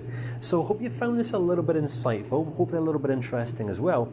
And if necessary, and if you want to, practice this exercise on someone else. Take it right away and share it with a loved one or a friend or a family member or a loved one or a child or a boss or a colleague or something like that. This is a great wee exercise for just helping us become a bit more aware of how sometimes we can all be guilty of falling into a little bit of black or white thinking. You with me? Is this okay? Hope you found this helpful, and I look forward to seeing you again in the next clip. So what I would now like to do, if it's alright with you, is bring together everything that we've discussed so far into one concept, one framework that's going to allow us to understand everything to do with discrimination, prejudice, perception, all that we've covered so far. And we're not yet finished. I'm really going to dig a little bit deeper in this section because I really want you to get this. If you are getting it by now, you're understanding the importance of unconditional positive regard and unconditional acceptance, and making this available for those people whom we work with as counsellors or practitioners, then fantastic. But this attitude and approach towards life is so anti-cultural, all right? Please, I'm going to ask you to forgive me because I do not feel that I can emphasize the importance of this enough. So here I want to introduce you to the concept. It's called a frame of reference, all right? Now, I'm going to be referring back to this idea, this concept, multiple times throughout the course, because this is what each of us have. When we are making decisions about what's right, what's wrong, when we are determining whether we are better than other people, lesser than other people, whether we determine whether other people are getting it right, getting it wrong, so on and so forth. All we ever have to relate to is our own unique frame of reference. All right? Now, if we do not learn, or if we have not learned how to appreciate difference, then what we're going to find in the context of our relationships is us coming up at loggerheads with other people quite frequently. Do you find yourself as being a person who is frequently in arguments or debates or heated discussions with other people about what's right, what's wrong? I know that in advanced learning institutions and establishments, young people today all around the world are taught how to debate. All right, now, whilst that might be okay in the various sciences, that is not okay when it comes to understanding people. And I really just want to emphasize that once again. When it comes to debating, that might be okay in a classroom in the midst of a bunch of young people who are all trying to be right and make a name for themselves and impress the teacher or get some grades. But when it comes to winning friends and influencing people, if we do not know, or if we have not learned how to respect and unconditionally accept another person's frame of reference, then my friend, you have not yet learned how to unconditionally accept people, because people are their frame of reference, all right? When I've mentioned a couple of times up until now that people are just doing the best with what they have, this is our frame of reference, all right? It's the meanings that we've derived from our entire set of life experiences, our full history up until now. So here's the thing. Think about any hurts that you have in your life. Do you have any wounds? I'm not talking about, cuts on your arm. I'm talking about wounds that are a little bit deeper. Do you have any hurts, perhaps any rejections? How is your relationship with your parents, all right? Your mum, your dad, did you have strong, loving, nurturing relationships? Was dad just there? Every day you woke up in the morning, dad was just there, happy to see you. Have you, ever experienced dad saying some words along the lines of, son, daughter, I'm just so proud of you? Or are those some words that you're still waiting and longing to hear? How about your past history? If you were to literally draw one sense of meaning, one conclusion from everything that your life has told you about who you are up until now, what does your life experience tell you about you? Is your life being plagued, riddled with failures or successes? Do you just have this Midas touch where everything you touch just seems to turn to gold? Or does everything you touch just seem to fall apart and you just don't know why? What meanings have you drawn from your life events? What is your frame of reference? How do you define yourself? What about your relationships?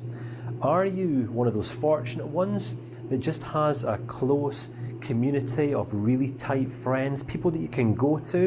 It might be the case that your friends, your social circle are closer to you, kind of more like family than your actual family. Perhaps you feel let down by your mum or your dad in some ways, perhaps your siblings, your brothers, your sisters, and you've developed this close-knit friendship, and they have become your brothers from other mothers and sisters from other misters. And if so, that is perfectly common. I find myself in this place also. But what about your culture?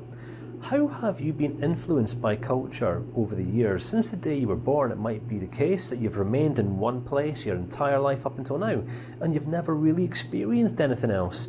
You don't really know how to relate to other people from different ethnic backgrounds, or of different races, or from different sets of religious beliefs, or cultural norms, or habits, or practices. How well do you relate to difference? And how well you relate to difference is going to be determined by how much experience you've had relating to difference.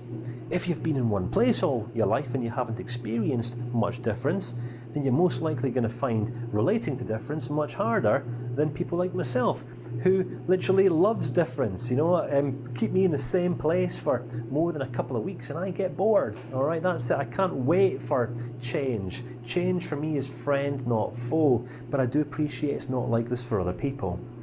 What about your upbringing? Let's relate this back to your family now. All right, how was your upbringing? As you were growing up. Do you feel like you were valued, appreciated? Do you feel like you were listened to?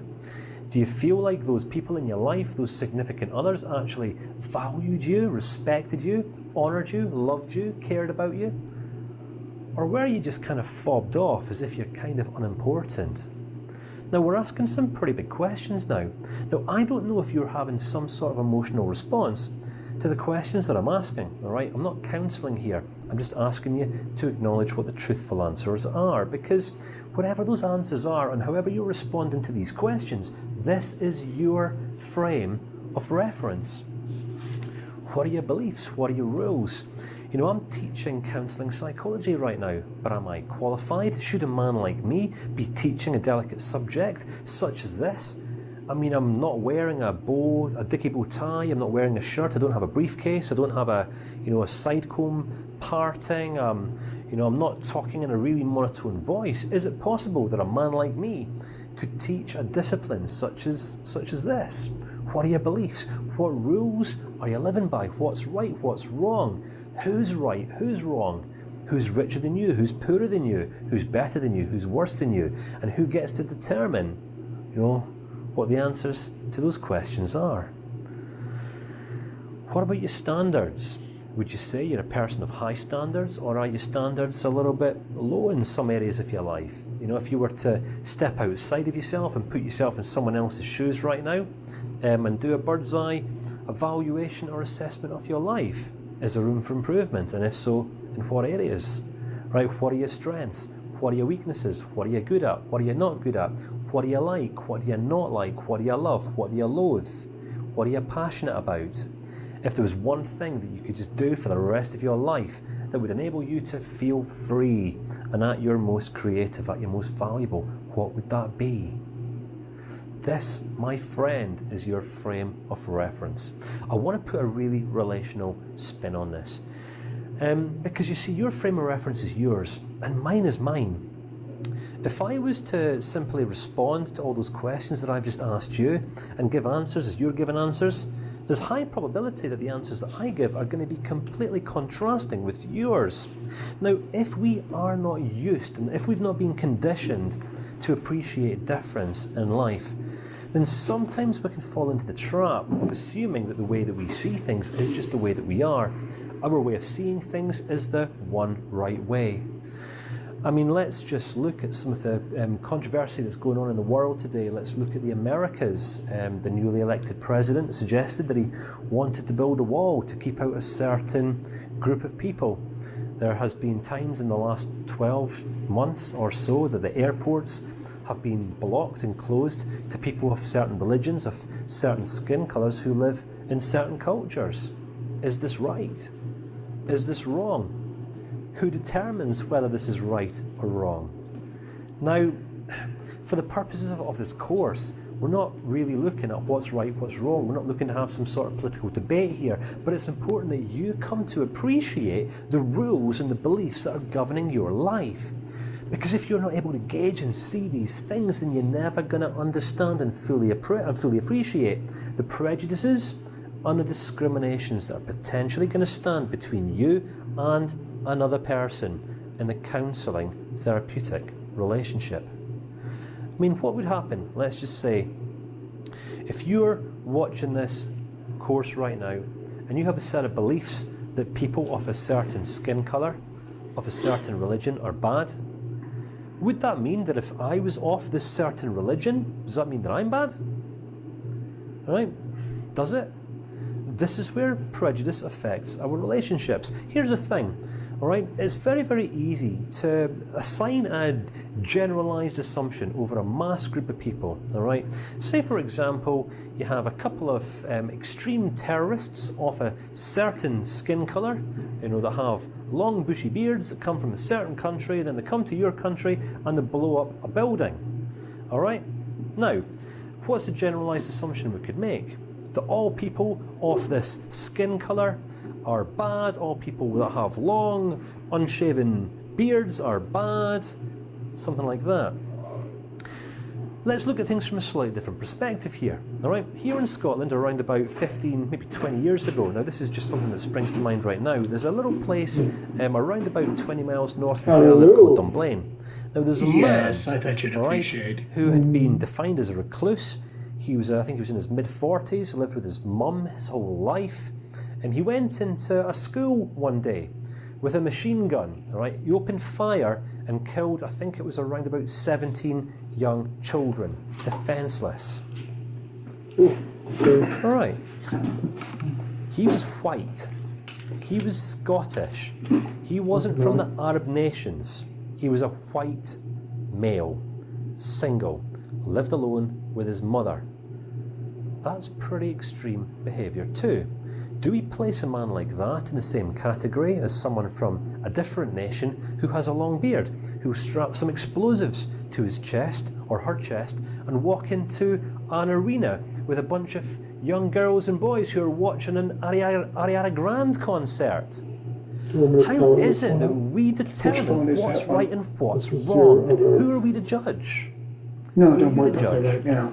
Now, the reason I ask these questions is hopefully to help you relate better to yourself, to break yourself free from the natural prejudices that culture has installed in you.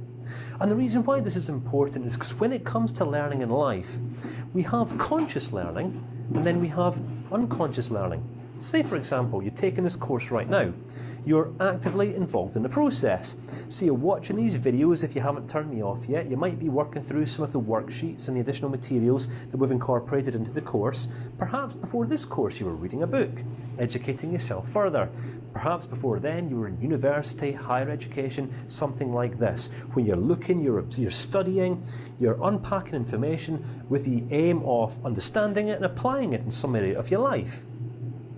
That's consciously educating yourself. But then unconscious education comes through the process of socialization.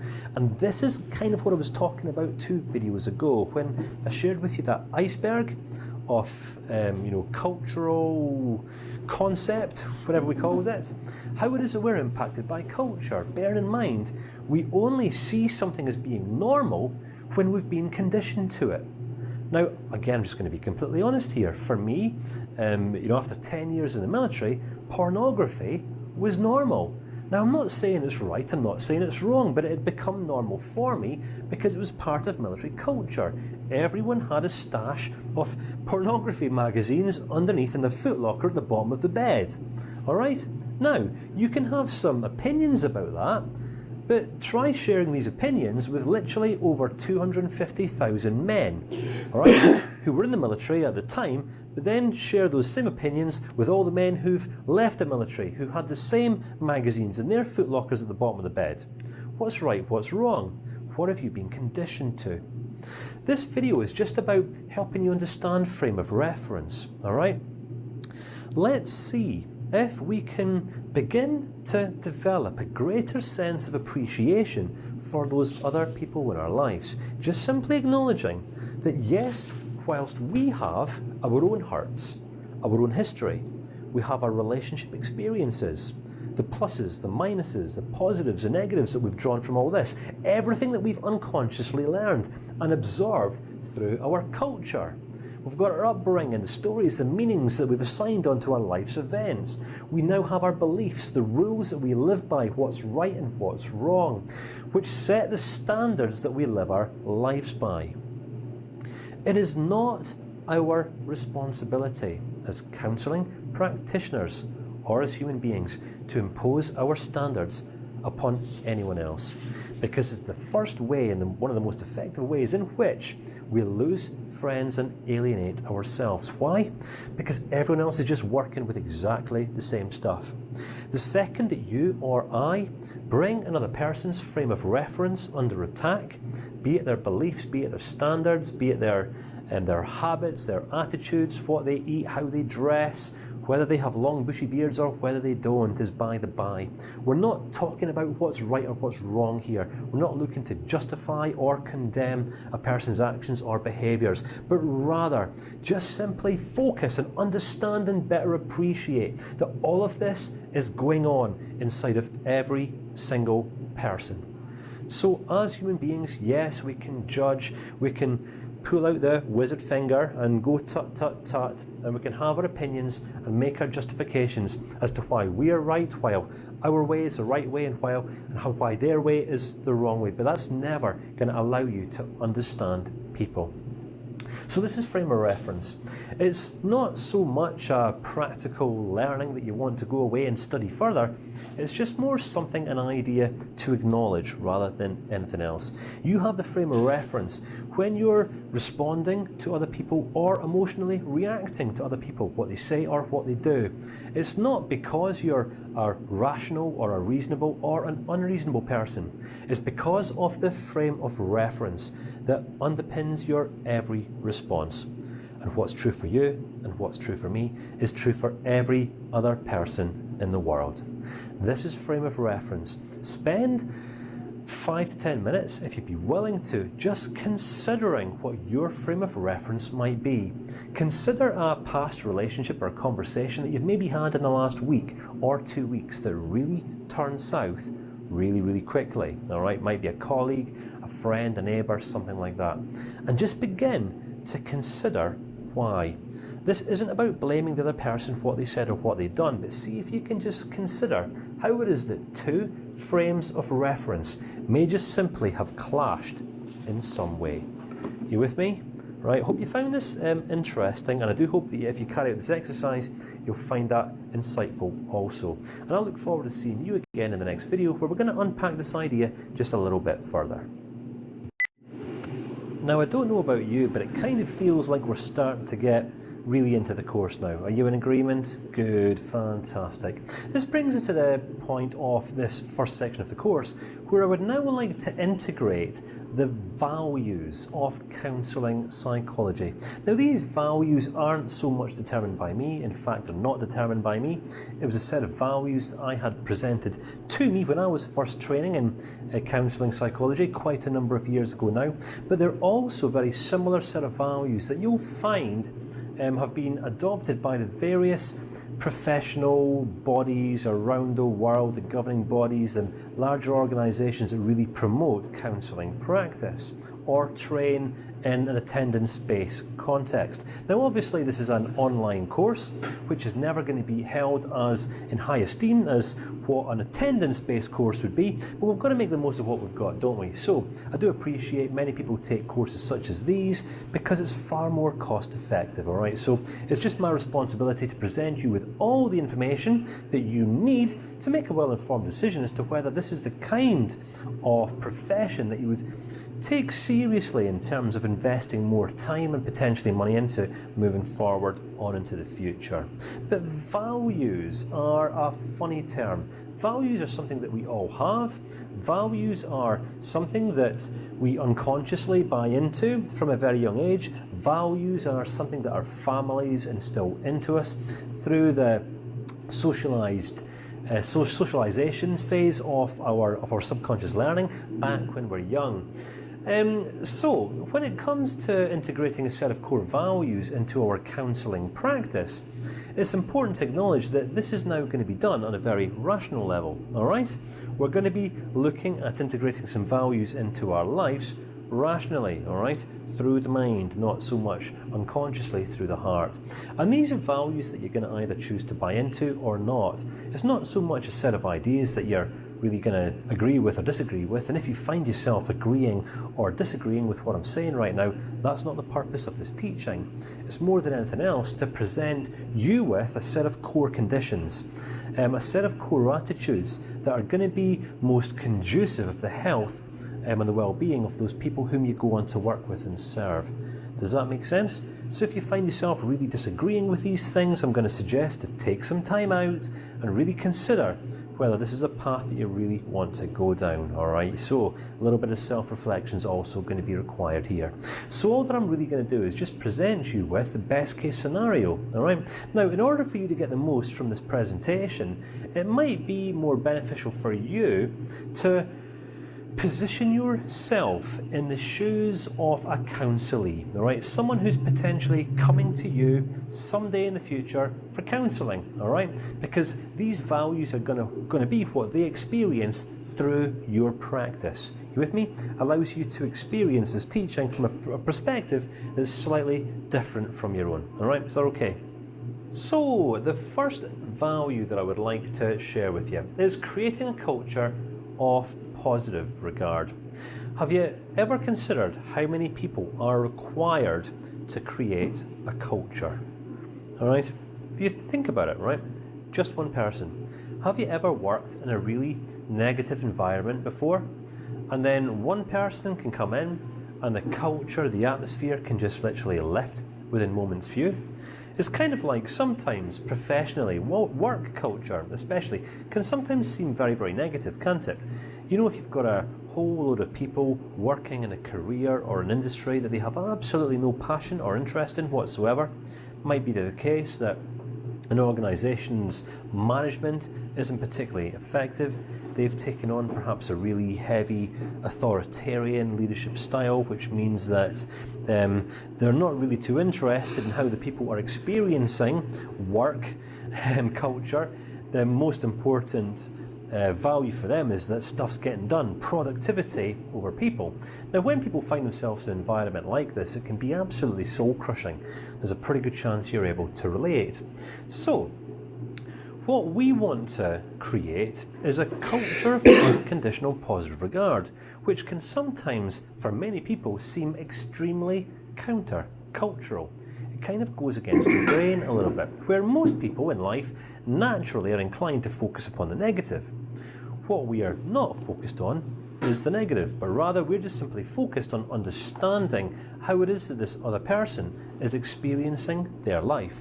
We want to understand what this other person's frame of reference is, then understand how this frame of reference is integrating in with the cultures and the relationships that they're experiencing, that they're going to open up and tell us more about, only as they grow more confident in us, as they grow to trust us, as they come to experience this unconditional positive regard. Now, this is only ever going to happen once we've put our prejudices and our discriminative nature aside. So we've got to put aside our opinions, our beliefs, our preferences, our likes, our dislikes. I mean, sometimes we're going to be sitting opposite someone in a counselling relationship who might be a little bit smelly. They might not have washed this day. They might have sexual preferences that we completely repel against, but it's not for us to have an opinion on this. It's about us to create a culture of unconditional positive regard. We're never here to judge a person's actions, behaviours or words, but rather we're just simply here to understand the person, reflect back what we see and what we hear, to then in turn allow the counsellee to make a well-informed decision as to whether there's any changes that they want to make. Now, you've got to understand how empowering this is going to be for an individual, all right? Sometimes all that a person needs in order to create change in their life is just recognition that change is actually an option. Sometimes in order for some people to choose differently in life, they just need to be able to recognize the other options that are available to them. And this is what we can partially create, not by spelling out options or choices or giving people action steps to take, but just simply asking more effective questions that we're going to learn how to do in the communication skills, language skills section. All right, and just to reflect back what we're hearing, what we're seeing, to in turn allow our clients opportunity to see other alternative options that may or may not be available to them. All right, we do this through a culture of unconditional positive regard. But at all times, we want to be valuing the safety of the clients. Now, I'm not talking about safety here in a really wishy-washy way, but we've got to appreciate and just simply acknowledge that some people are more vulnerable to others, and than others. Just if it was to reframe that. Think about it. Some people, perhaps their frame of reference is that they're absolutely useless. They're absolutely worthless.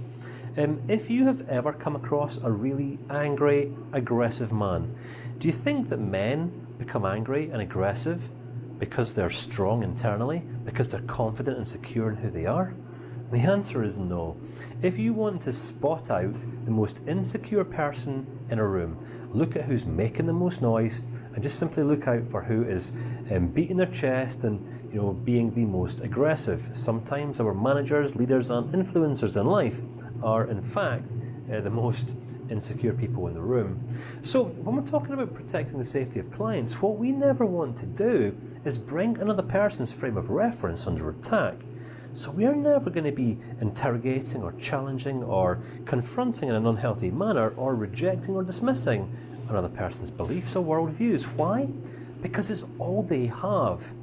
Could you imagine right now if someone was to come into your life and literally say to you, right, see everything you believe, everything that you've come to experience and accept as normal up into your life right now, I'm pulling it away. So you're standing on this rug, all right, of this frame of reference, and someone comes along and whips it away. And they literally remove the ground that you're standing on. What's going to happen? If everything you've been believing about yourself and about how the world is your whole life just gets removed in an instant, that's going to send some people into a mass state of hysteria, panic, fear, anxiety.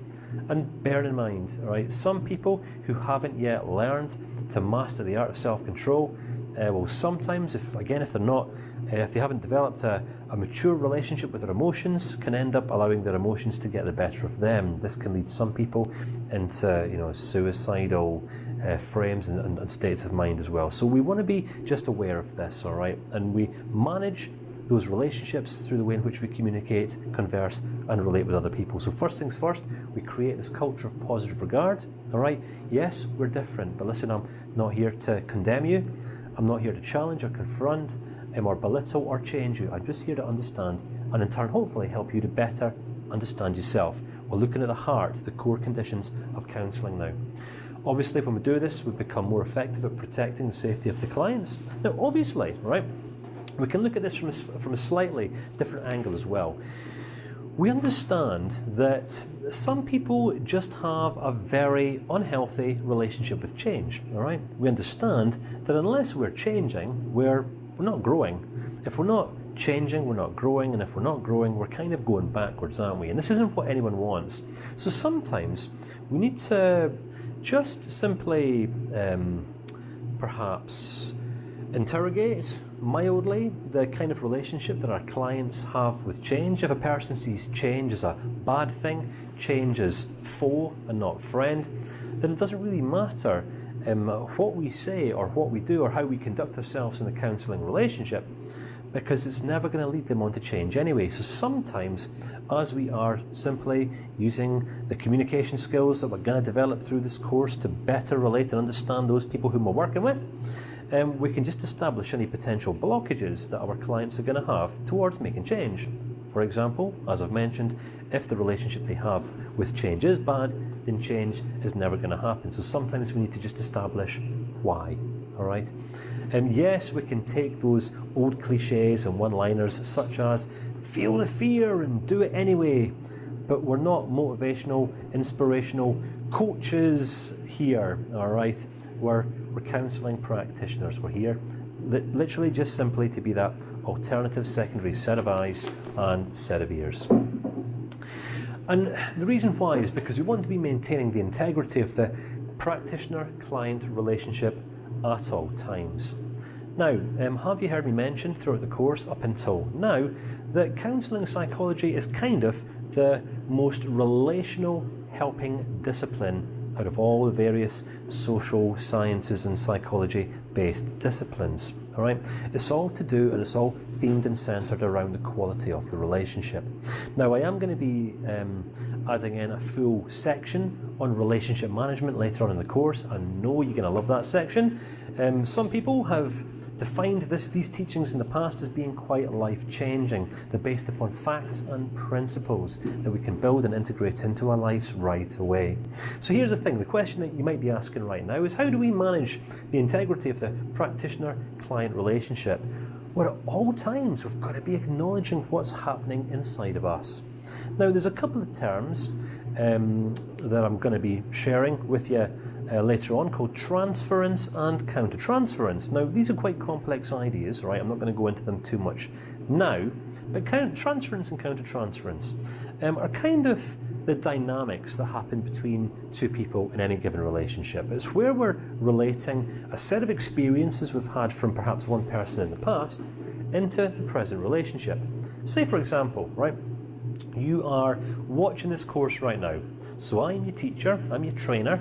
Let's just say that you've come from a real authoritarian educational background where perhaps your old teacher or headmaster in school was really strict and you see your teachers like that, you know, to be feared, and then you come take a course like this and, you know, I'm just Mr. Casual, but you're not quite sure if you can trust me yet because you're still wondering whether I'm going to come down and be just as authoritarian as what he was. So how you respond to me might potentially be the same way as you responded to this guy back then. And this is transference.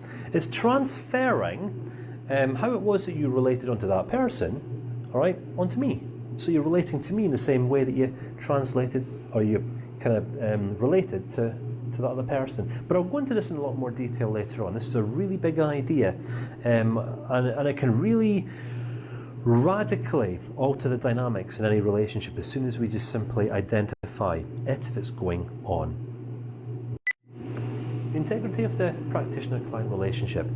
Transference, countertransference can really come into play here. Again, we'll cover that later on. But also, sometimes as a counsellor, unless you set some very, very strict boundaries as a man, all right, or as a woman, what happens if you are sitting opposite someone of the opposite sex who's... The integrity of the practitioner-client relationship. Transference, countertransference can really come into play here. Again, we'll cover that later on. But also, sometimes as a counsellor, unless you set some very, very strict boundaries as a man, all right, or as a woman, what happens if you are sitting opposite someone of the opposite sex who's perhaps 5, 10 years younger than you, who is, you know, relatively attractive, presents themselves well, and you could see they've taken a bit of a shine to you? How do you respond to that one? All right, now, I can remember getting into this game, counselling and coaching, especially after my ex-partner died, Marie. Now, I was single for around about a year after she died, before meeting my wife, now Karen. We've been happily married for around about 5 years. And I can remember coaching, stroke counselling a few people at the time, and one of them was a lady in her mid-20s, very, very attractive, and I could see that she'd quite warmed to me. Now, you've got to understand that the counselling relationship is a very different type of relationship that many people will be accustomed to. Why? Because we are training ourselves to commit our full undivided attention and focus onto this other person, free from prejudice, free from judgment. And how often do we get that in the outside world? So what I'm saying is, if some of the clients, those people who come to us, are in any way vulnerable, all right, then they're potentially going to be looking to us as this place of strength, potentially this rock, and you will eventually come up against the challenge at some point when a client is going to want more from you than what's available in the context of the professional relationship, all right? And this is what I'm talking about when I'm talking about managing the integrity, because sometimes we're just human beings, all right? If you claim to be anything else other than human beings, then you're a liar. You might want to do a little bit more thorough self-reflection, all right? What I'm going to say, we are humans, even as counselling practitioners and counselling psychologists. We have the same urges and the same tendencies as Sigmund Freud acknowledged all those many years ago. We find members of the opposite sex attractive, all right? Sometimes people will find members of the same sex attractive, and this isn't about what's right or what's wrong.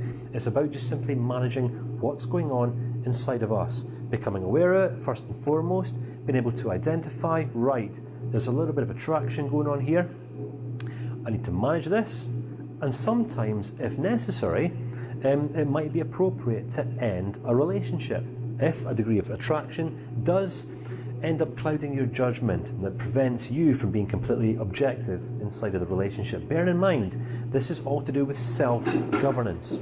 Hence the reason every accrediting counselling board around the world will buy into these values. We're talking about maintaining the integrity of the professional practitioner-client relationship. That's just one example. Sometimes we're going to have people sitting opposite us who've done things that we fundamentally disagree with.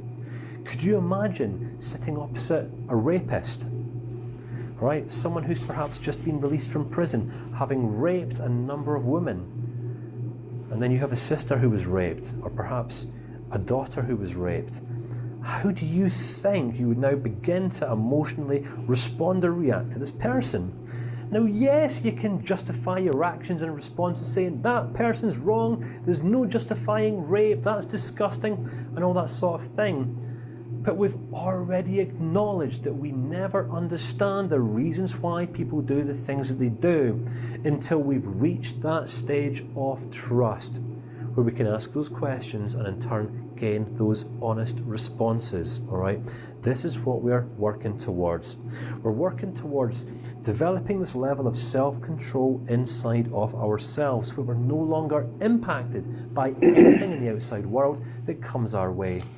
We're talking about conditioning ourselves, all right, so that we can become free and shock-proof, if you like. Yeah, granted, there's always going to be times, situations, circumstances where we're going to hear a story. If someone comes to really trust us, they're going to sometimes have a lot they want to get off their chest. What happens if you're sitting opposite someone who's murdered someone? What happens if you're sitting opposite someone who's literally been, who's gone through 5, 10, 15 years of guilt and shame because of one stupid decision they made, one lack of judgment, one lack of self-control? They perhaps touched an adolescent in an inappropriate way. People make mistakes.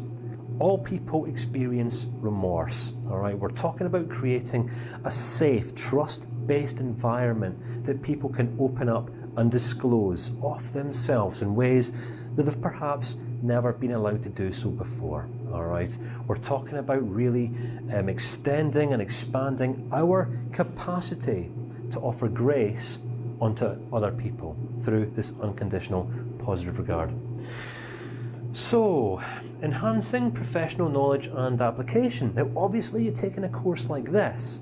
Unfortunately, when it comes to online education, you're taking an online course right now, you will have most likely got access to this course for a relatively low cost. Reason being is because I don't like to overprice for trainings such as these. If I had my way, trainings such as these would find their way into every single school, every single home around the world, because we're not just talking about a professional helping discipline here, we're talking about really learning to develop and enhance how it is that we show up as human beings to become more effective in our relationships and the way in which we relate to other people. Come on, if we're going to be honest here, right? Do you know anyone in the world who just has too many friends? Do you know anyone in the world who just has too many people that they can trust and rely on and count on? And the answer is no. Yes, I've got some good friends in life. Do I have enough friends? No. I've always got room for more people in my life that I can go to, that I can talk with, that I can be myself around, and whom I can trust. All right? Finding people whom we can trust in life these days is an absolute rarity, which means that as counselling psychologists, we can become a very, very valuable commodity. And we do this by enhancing our professional knowledge and application. It's one thing taking courses like this, memorising frameworks, working through exercises, remembering some ideas, we might even be writing stuff down, taking notes. There will be some people who've turned this course off already because I talk too much, all right? Because I self-disclose, I give off examples and personal experiences. But I do this so that you can better relate to the ideas that I'm presenting. The very first counselling psychology certificate course that I attended years ago was presented onto me by a lecturer who'd simply just been given a curriculum. And this lecturer had never practiced counselling ever before. She would stand in front of the power screen and literally work from PowerPoints, reading bullet points, interpreting in the way that she interpreted without any background knowledge, all right? So I'm giving you some gold nuggets here to really determine the kind of instructors you want to listen to moving forward into the future. Yeah, you might want to go for the really direct, rigid academic scholars who've read all the textbooks, but personally, being the kind of person who likes to put principles into practice, I'll generally go for an educator or for a trainer who knows what they're talking about because of the experiences that they've had. That's just me. But here's the thing. As we are presented with other people's life experiences, we're able to relate our own. All right. So as I'm telling you stories, giving you examples, there's a pretty good chance that you've possibly had one or two aha moments throughout this course already so far. But it's because you've already committed to the process of enhancing your professional knowledge. Here's the thing though, knowledge is very different from understanding, all right? You can know all about a subject, but unless you're putting the knowledge into practice, you don't get any understanding, you don't grow in wisdom. And this only happens through the application. When we put principles and processes into practice, right, we're applying our knowledge, which then becomes understanding. So we can stand in front of groups of people, like how I'm standing in front of you. It might be the case that in a few years from now, 5 years, you might be standing in front of a group of young people presenting some of these ideas to them. You know, life's a constant progression, isn't it? Where we're at right now isn't where we want to be in 5 years from now. The only way we're going to get from where we're at to where we want to be in 5 years from now is through enhancing and growing ourselves, through expanding our professional knowledge base, and then obviously applying what it is that we learn. So we really like to define this as being a value of counselling psychology. It's continuous personal growth and development, which you're doing right now anyway as you're taking this course. So well done you. The purpose, right, of what we do, or one of the purposes, is alleviating personal distress and suffering. Now, it's important to note that what we are not as counselling psychologists is clinical psychologists, right? We're not here to validate the conditions that doctors and other medical professionals have placed on people. We're here to see the people, not the conditions, not the diagnoses, all right? Not the conditions or the social labels that have been placed upon people. You've got to understand, if a person is not 100% secure in who they are, and those people in the world today are a rarity, they're few and far between, then it becomes very, very easy for people to define themselves by the labels that they've either placed upon themselves, the cultural assumptions they've made upon themselves, or by the labels that other people place on them. For example, when I was in the military quite a number of years ago, I would have defined myself as being a soldier. Now back then I didn't know who I was, I didn't understand I didn't have a meaningful sense of self. We're going to be talking about this shortly. So because I didn't know, because I wasn't secure in who I was, it was easier for me to define myself as being a soldier. Now this served me very, very well for around about 10 years whilst I was in the military. But guess what happened the day that I terminated my military service? Yes, I was working towards re-establishing myself in a new career. I began studying new disciplines such as the social sciences and psychology and counselling and neuro-linguistic programming and a few others. But I still didn't have this sense of identity. So as I'd now left the military, I didn't have soldier anymore, which left me in this place of identity crisis. I didn't know who I was. I was absolutely anxious about my future. I didn't know where I was going. I didn't know how things were going to work out for me because I didn't know who I was. I was depressed. I was sad about, what I'd left behind, the military culture, the culture that I was part of. I'd become accustomed to. And the way that I used to, act and behave inside of the military was not acceptable outside of the military. This sent me into a place of cultural transition, culture shock, call it what you want. So yes, back then, whilst the doctors said, Kane, you have anxiety, depression, post-traumatic stress disorder, well, those labels are absolutely fantastic. But how I would like to define these things are just simply the effects. Have you ever heard the term cause and effect? So yeah, anxiety, depression, post-traumatic stress disorder, they're great effects, brilliant labels. But every effect has a cause. We've got to be acknowledging this as counselling psychologists, the reason why. Why does someone feel anxious? Why does someone feel depressed? What is it someone's lost? What is it someone's concerned about? Post-traumatic stress disorder. What was the event? What was the meaning that we've drawn from the event? Now I'm going to share with you a framework later on in the course that's going to really help you to unpack and understand this in a lot greater depth. I'm just giving you a bit of a bird's eye view here.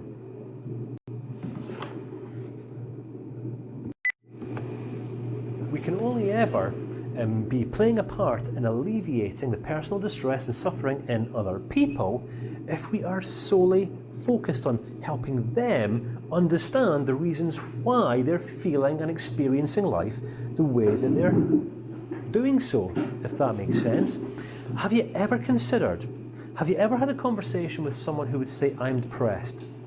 Have you ever tried reframing that rather than just acknowledging it? I've known many people who I've studied and trained with over the years who have become very, very good at providing people with sympathy rather than empathy. I'll give you a great example here, right? I can remember having been diagnosed with depression myself quite a number of years ago now, and there was only a small handful of people that I ever spoke to this about. I had a few family members said, yeah, I've been diagnosed as having depression and anxiety and post-traumatic stress disorder, and the response that I got was, oh, they're okay. Let's just that was something from the sheet I had to easy. respond to for today. Don't exert yourself. Come on, they're there. Oh, it'll be I'm fine. leaving at 9:30. Come on, what can I do to help me feel more comfortable? And that doesn't actually serve us or anyone in any way. What I wouldn't have considered back then was the reasons for the depression, the anxiety, the condition that I was No, they know I have to do that. I was actually just more lonely than anything else. And it wasn't until I connected with another ex-military comrade who I hadn't met for quite a couple, hadn't seen for a few years, who was going through the exact same thing. And you know what he said to me? He said, Kane, I've been there. I understand. And you know what? As soon as he said that, I no longer felt alone. I now had someone to speak to. Now, was he a counselling psychologist? No, he wasn't. But he was someone who'd just simply been down a similar road as what I'd been. And that was the empathic connection. As soon as I'd made that empathic connection, all right, the distress and the suffering began to leave my life. Now, I'm not saying that things were resolved. I'm just saying that the distress and the suffering became alleviated. Why? Because I no longer felt like I was in it myself. And this is the role that we get to play as counselling psychologists, just simply standing along people as they're in their holes, just getting in the hole with them if necessary and say, listen, you know, whilst I don't know your exact circumstances, I don't know how it is that you've experienced the last few years or the last few months, but listen, I'm right here with you. And whilst I don't know what depression or anxiety or stress means for you, I've been in a hole like that, similar at a point in the past, and you know, I'd love to understand what this has been like for you. And sometimes just offering people that relationship, that hand, just is giving them hope, is giving them a sense of something that they've perhaps not had for many, many years. So please don't ever undermine the power of just being available for other people, all right? Hence the reason we build this into one of the core values of counselling and psychology. And this kind of leads us on to fostering a meaningful sense of self, all right?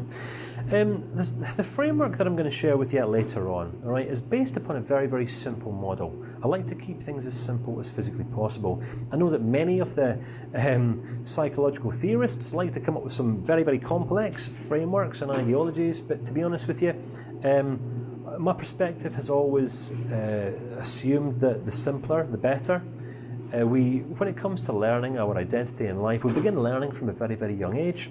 From the minute we're born, we're drawing in from our environments, we're drawing meaning from our, you know, how it is other people are towards us, from our life's events, from our relationships, and we begin forging a sense of self, a sense of identity, who it is that we are, through the way in which we relate to other people and through the ways in which other people relate to us.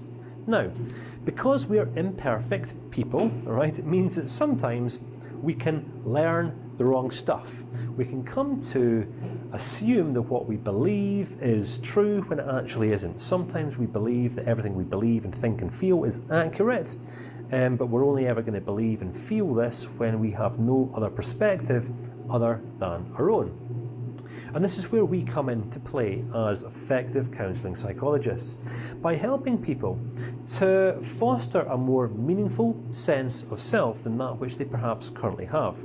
This might be through open, active questioning. It might be through mild confrontation, through paraphrasing, reflecting back. That are just some of the counselling skills that I'm going to demonstrate and show you how to carry out later on in the course. We have a couple of really easy to use, easy to structure questioning frameworks and language patterns that if we build into our vocabulary, you're going to be able to start recognizing the shifts that people are making just simply through engaging in the conversations that you engage in with them, all right? It seems like magic to some people, but it's actually very, very practical. So when we help people to develop and foster a more meaningful sense of self, if you just consider the idea that I mentioned earlier on about I developed a sense of identity as being a soldier, which was fine inside of the military, but then when I'd stepped outside of the military, that was it, I lost my sense of identity. It's imperative that as counselling psychologists, we're helping people to become more grounded and established, standing on their own 2 feet. So, me using soldier as identity is kind of like me leaning on a crutch. When someone took the crutch away, what happened? I fell over. So we want to be empowering our clients to take full responsibility for who they are, but also for who they're not. Sometimes if we have drawn a sense of self or identity from our culture, perhaps from our families, well, that might serve us for a season of life, but then what happens if our family dies, or if we move culture, or if we move geographical location? We're going to end up falling flat on our face, and this is the situation that many people find themselves in life. Incidentally, most people, most of the time, who come for counselling are kind of going through a season of change or transition, where they're leaving something that they're comfortable with behind, and they're entering into a new season or a new environment or a new culture or something like that, that they just simply don't understand. And all we are really looking to do is guide them through the process and help them to remain grounded in who it is that they are. Because if they can become grounded in a meaningful sense of self, identity that they have within themselves, then it doesn't really matter what culture they go into. They become grounded, they become secure, confident to become more congruent, more authentic, more genuine in whatever culture or environment they find themselves. Increasing personal effectiveness. I probably don't need to talk too much about this. You're taking a course such as this. I'm going to obviously recommend a few other books, but if you think about it, right? When I first started out in counselling, in practitioning, it took me probably around about a year to really work out and fathom out my process, the process that worked. Now, what I'm sharing with you throughout this course is a process of sorts, all right, but also a lot of tools, a lot of insights, a lot of understandings, kind of like a toolbox. So I'm presenting you with a toolbox right now. I'm going to give you all the tools. I'm going to show you how all the tools work. But to be honest, I can't tell you how to use them all in tandem to build a house, because that's not what we're doing here. I'm just teaching you the foundations of counselling psychology, all right? So you're not really going to start learning until the course is over and you get out there and start practicing. It's when you have all the tools, you've got the tool bag, you've got everything that you need, but it's kind of over to you to establish and figure out how they all work. And this is when we start increasing our personal effectiveness. It's one thing being full of head knowledge and information, all right? It's one thing knowing how to bake a cake, all right? But if you've never baked a cake, then what use is it knowing how to make a cake? You see what I'm talking about here? Enhancing relational effectiveness. Now this is different from personal effectiveness, but the two do kind of go hand in hand. Personal effectiveness, I would like to consider as more character related than skill related, all right? Now whilst it's great to develop ourselves in skills and talents and abilities, I'm going to suggest that character underpins everything, all right? Reason being is you can have a man or a woman who's exceptionally skilled in any area of life, right? They might have gone and studied for 20 years mastering a craft. But if they lack persistence, perseverance, patience, which are issues of the character, then it doesn't matter what role or what position they go into or how much money they're paid, they're never going to last anyway. And this becomes the pattern, this becomes the issue, all right? So, personal effectiveness, I'm going to suggest, is us developing character, us growing in self-awareness first and foremost, better relating to ourselves, because it's only as we become more effective at relating to ourselves do we then become more effective at relating to other people. Enhancing relational effectiveness. Here's the thing, if I hadn't throughout this section covered all these long-winded videos about prejudice and discrimination and the purpose of the counselling relationship and the few exercises that I've given you, it might be the case you're nodding your head saying, yes, Kane, I've covered this stuff before, but many people won't have done. And remember, this is a course for beginners right through to advanced, so we've got to be taking all levels of insight, knowledge and understanding into consideration here. Enhancing relational effectiveness is as we continue to grow and understand more about ourselves, we generally reach a stage where we begin to just simply acknowledge how little we know. And when we reach that stage of humility in life, you know, I just don't know that much whatsoever. Some of the ancient philosophers have even defined that as being profound wisdom. Not us knowing how much we know, but us actually knowing how little we know. Yes, we know our own experiences, we have our own perspectives, but many people in life will refuse to consider or acknowledge that there's any degree of truth outside of that which they've already experienced. Other people would refer to that as naivety and complete ignorance. Us as counselling psychologists are just going to become more effective at extending grace, just knowing and appreciating that people are at where they are at as we create this culture of unconditional positive regard, regardless of what it is that we're being presented with, all right? It's not our role to judge, it's our role to understand.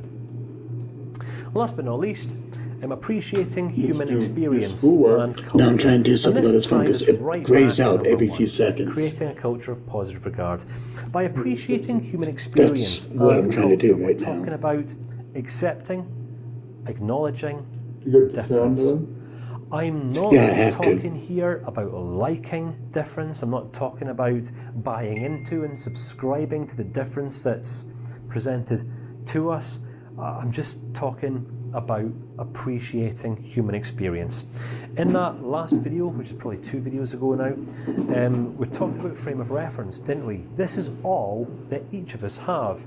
Our unique frame of reference is all I've got, it's all you've got.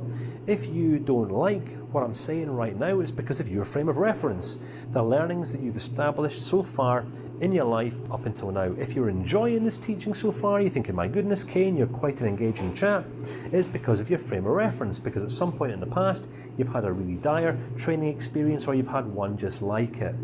What I'm saying here is when we become more grounded within ourselves, it becomes easier for us.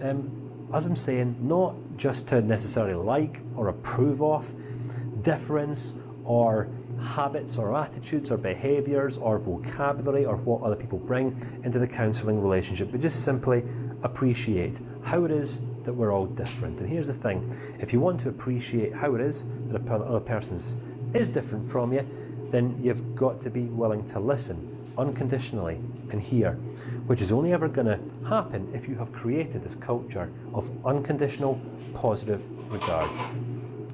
So, I've just presented all of this. I do hope that I've not lost anyone, but if we're just to find the glue that brings it all together, what I'm going to suggest, that as you carry on in your endeavours and your pursuit of becoming a counselling psychologist, if there was one priority, one value, I would encourage you to prioritise above all others.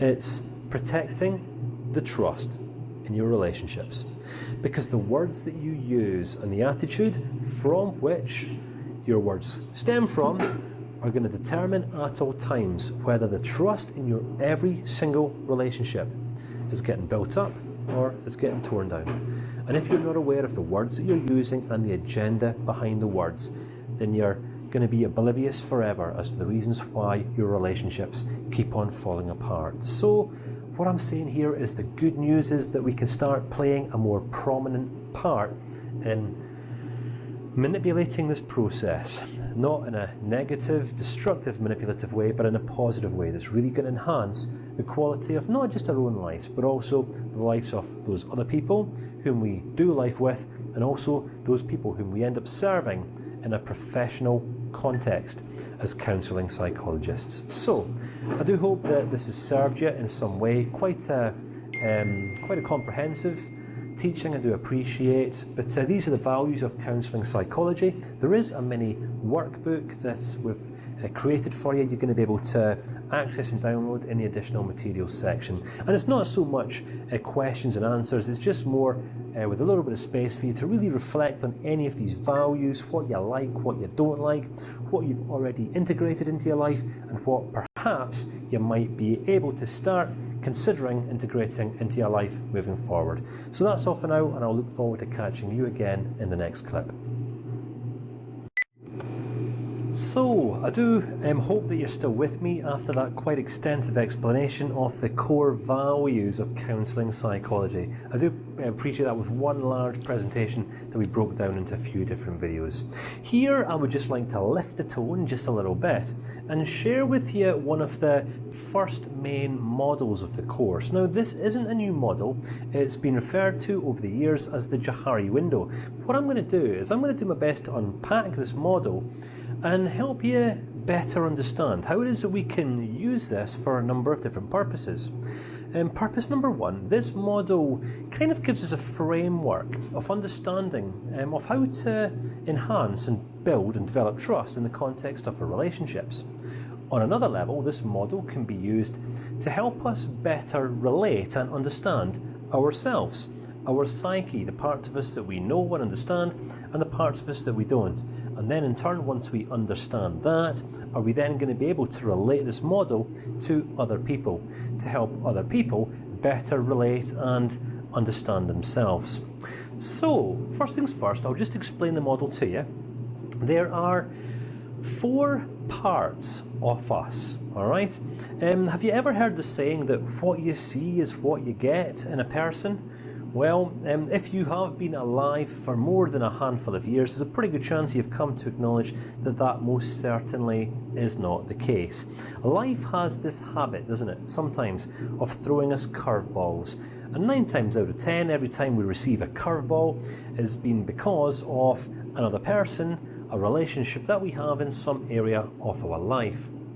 So, if you think about the people in your life whom you are most comfortable with, you might have a picture inside of your mind of one or two people, a family member, a best friend, a sibling, something like that.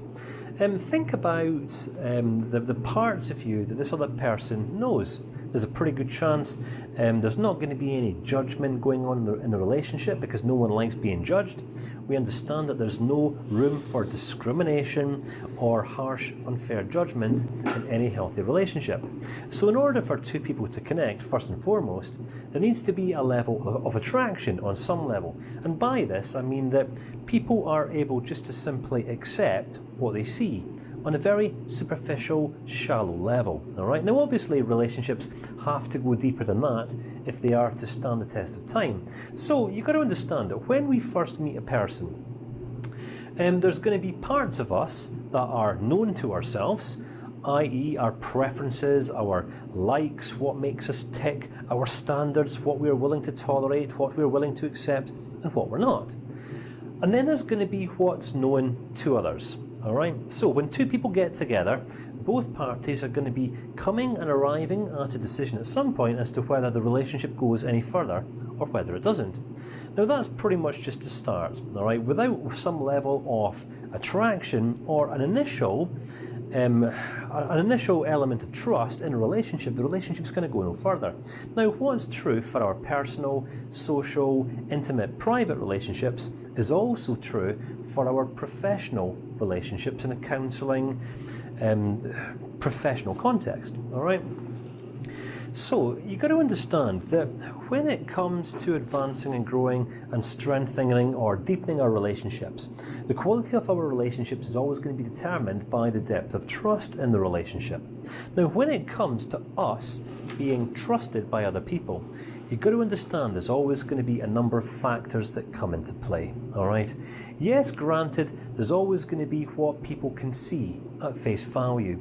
And if we think back to that Iceberg model earlier on, people are going to be making decisions about whether they like us, whether they don't, based upon what we say, upon what we wear, what we eat, our habits, how we conduct ourselves, our accent, our slangs, things like that, all right, on a very superficial surface level.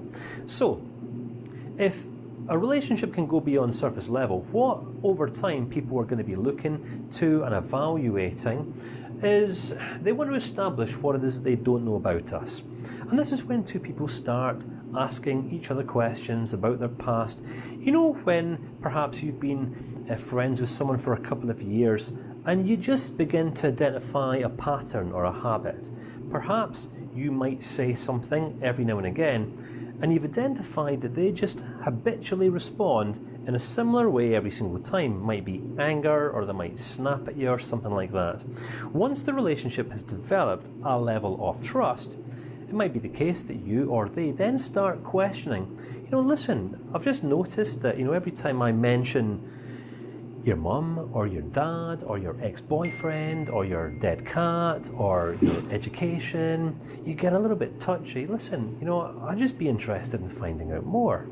Something like that.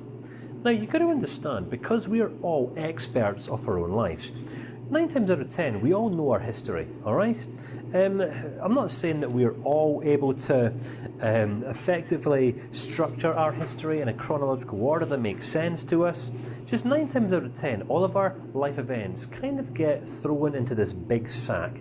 Sometimes this big sack just becomes a real mess where we know all of our past experiences, we know the reasons why we are the way that we are, but we've never really taken time to reflect and consider why it is that we respond to the things that we do in the way that we do sometimes. And this is where, generally, as human beings, we grow better in company than what we do on our own. Have you ever heard the saying that iron sharpens iron? Well, what this means is that you can spend as much time on your own, reading books, taking courses like this, but if you don't have other people in your life to share your journey with, then yes, you can grow as knowledgeable as you want, but life isn't to be lived knowledgeably. Life is relational, isn't it? And the quality of our life is always going to be determined and heavily impacted by the quality of the relationships we keep. So, you've got to understand that whilst relationships have the capacity and the potential to tear people down, destructive ones, healthy, strong, balanced and grounded relationships where two people are genuinely interested in each other have the capacity and the potential to build people back up.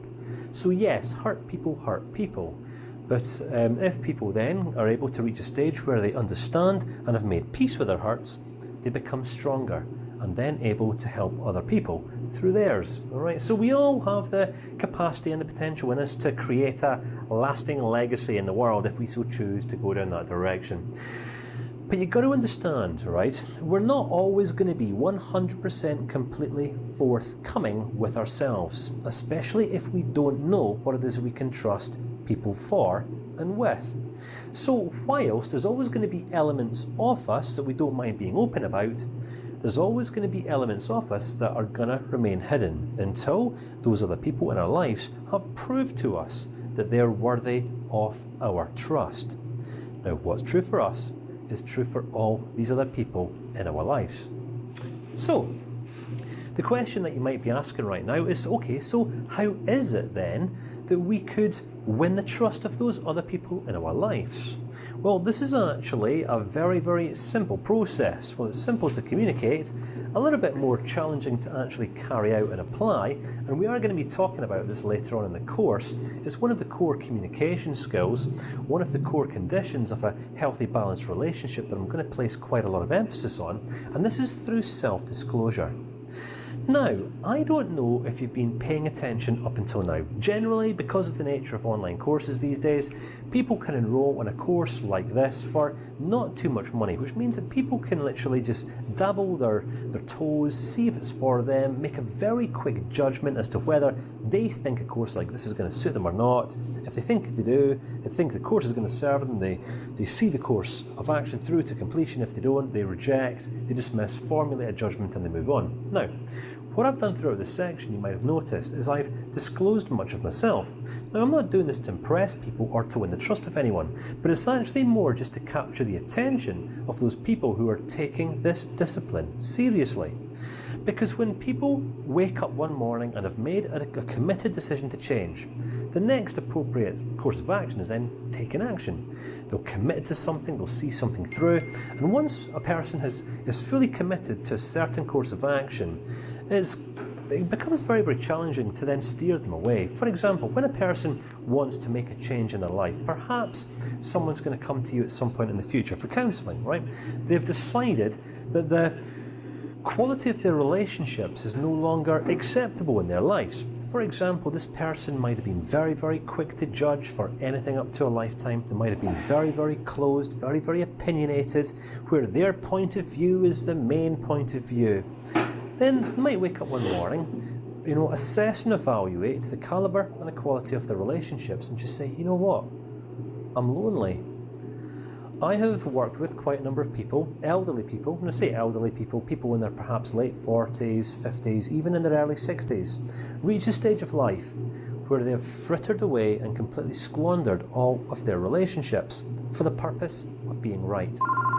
Have you ever had a conversation with someone, when one person is so completely hell-bent on vocalising their point of view, that all other perspectives, all other points of view are completely irrelevant in their eyes?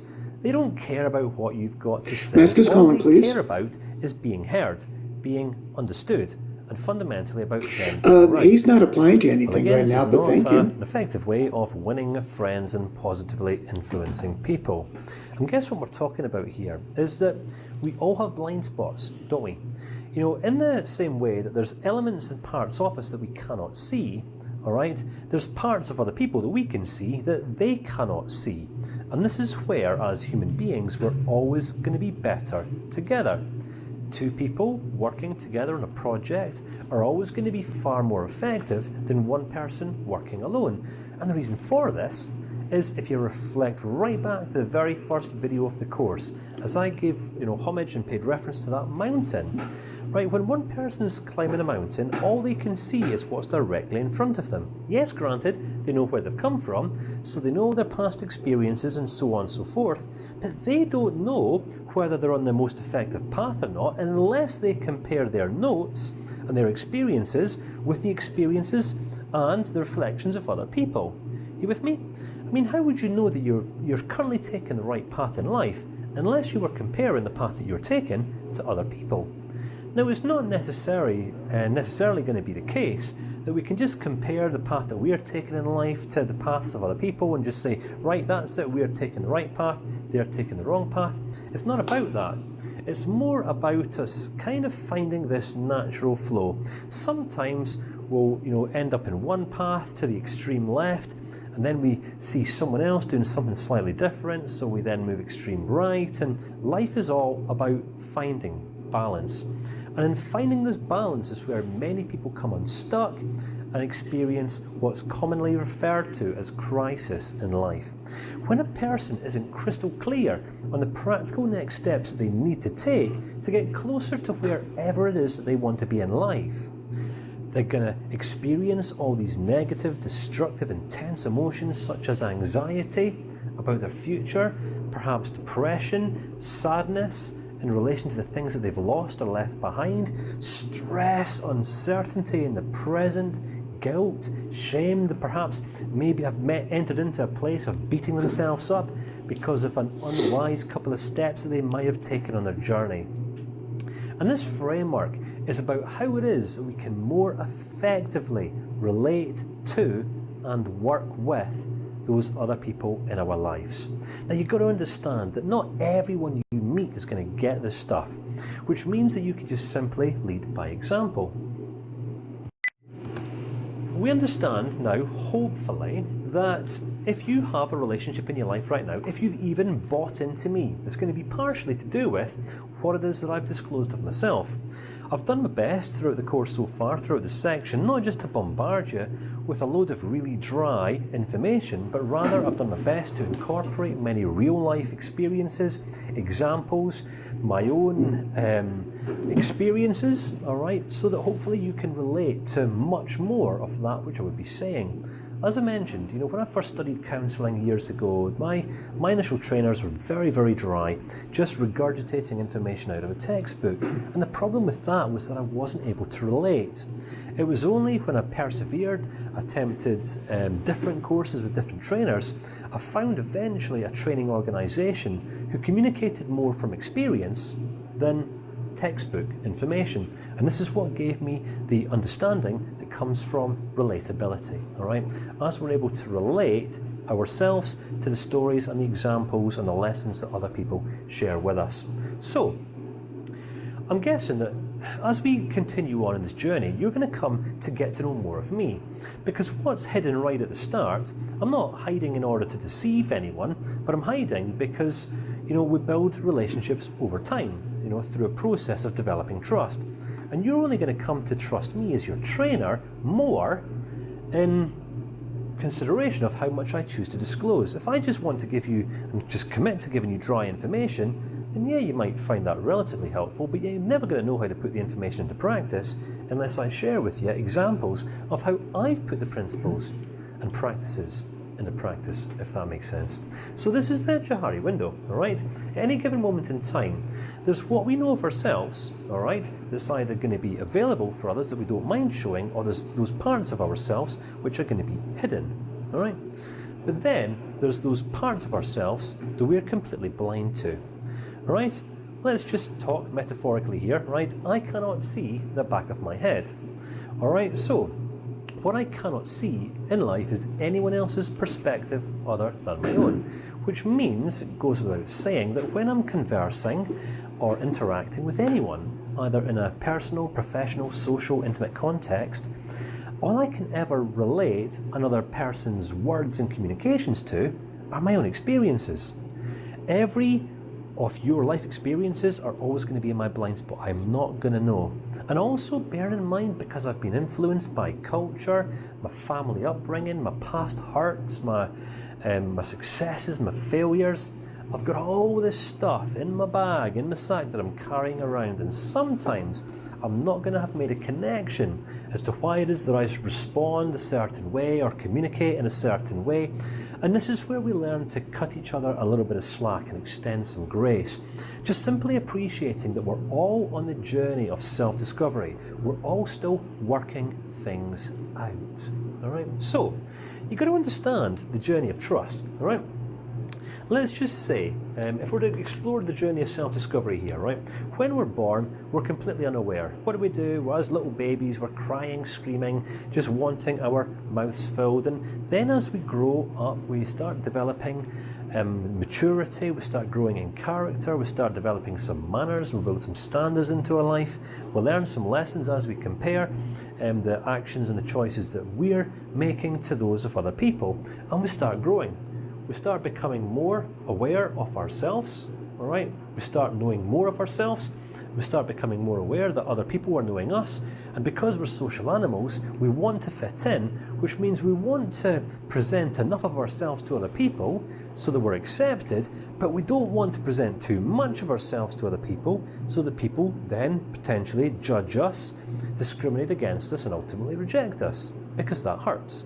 And this is when people end up injured, damaged, hurt, and wounded in life by sometimes disclosing a little bit too much, a little bit too soon. All right, and it's important for us to understand this as counselling psychologists. All right, so we've got to understand that the more we know of ourselves, and the more that we become comfortable showing this knowledge we have of ourselves to other people, the more opportunity we're giving other people to come to understand us, which is then in turn allowing them a better opportunity to make a well and wise informed decision as to whether we're the kind of people that they want to trust with themselves. The funny thing about relationships is someone always has to go first. Someone always has to initiate first. If you think about the most lonely people that you know in life, all right, people who are sitting around waiting for the people to come. And unfortunately, sometimes people never come, and neither does tomorrow. Some people can spend anything up to a lifetime waiting for the world to revolve around them. And living an empowered life is all about taking control of the process, going where no man has gone before on this journey of self-discovery. Now, you might be saying, Kane, what's that got to do with anything? Well, you see, it's important that we're working our way into the unknown. And this is the unconscious, right? This is partially what Sigmund Freud was talking about when he gave reference to his iceberg theory all those many years ago, when Sigmund Freud suggested that as individuals, there's what we know of ourselves in the conscious, right? So yes, we might know that we are bubbly, lively, friendly, loving, caring individuals. Perhaps in the subconscious, we've got some memories of the past. We might be able to remember what we had for breakfast this morning. We maybe remembered the way in which a past employer or a manager spoke to us or addressed us, and we might just be able to remember why it is that we have this grudge against that person. And we can remember information. It might not always be in the forefront of our mind, but we can easily recall it because it's just hovering around in the subconscious part of our mind. But then there's the unconscious part of us, right?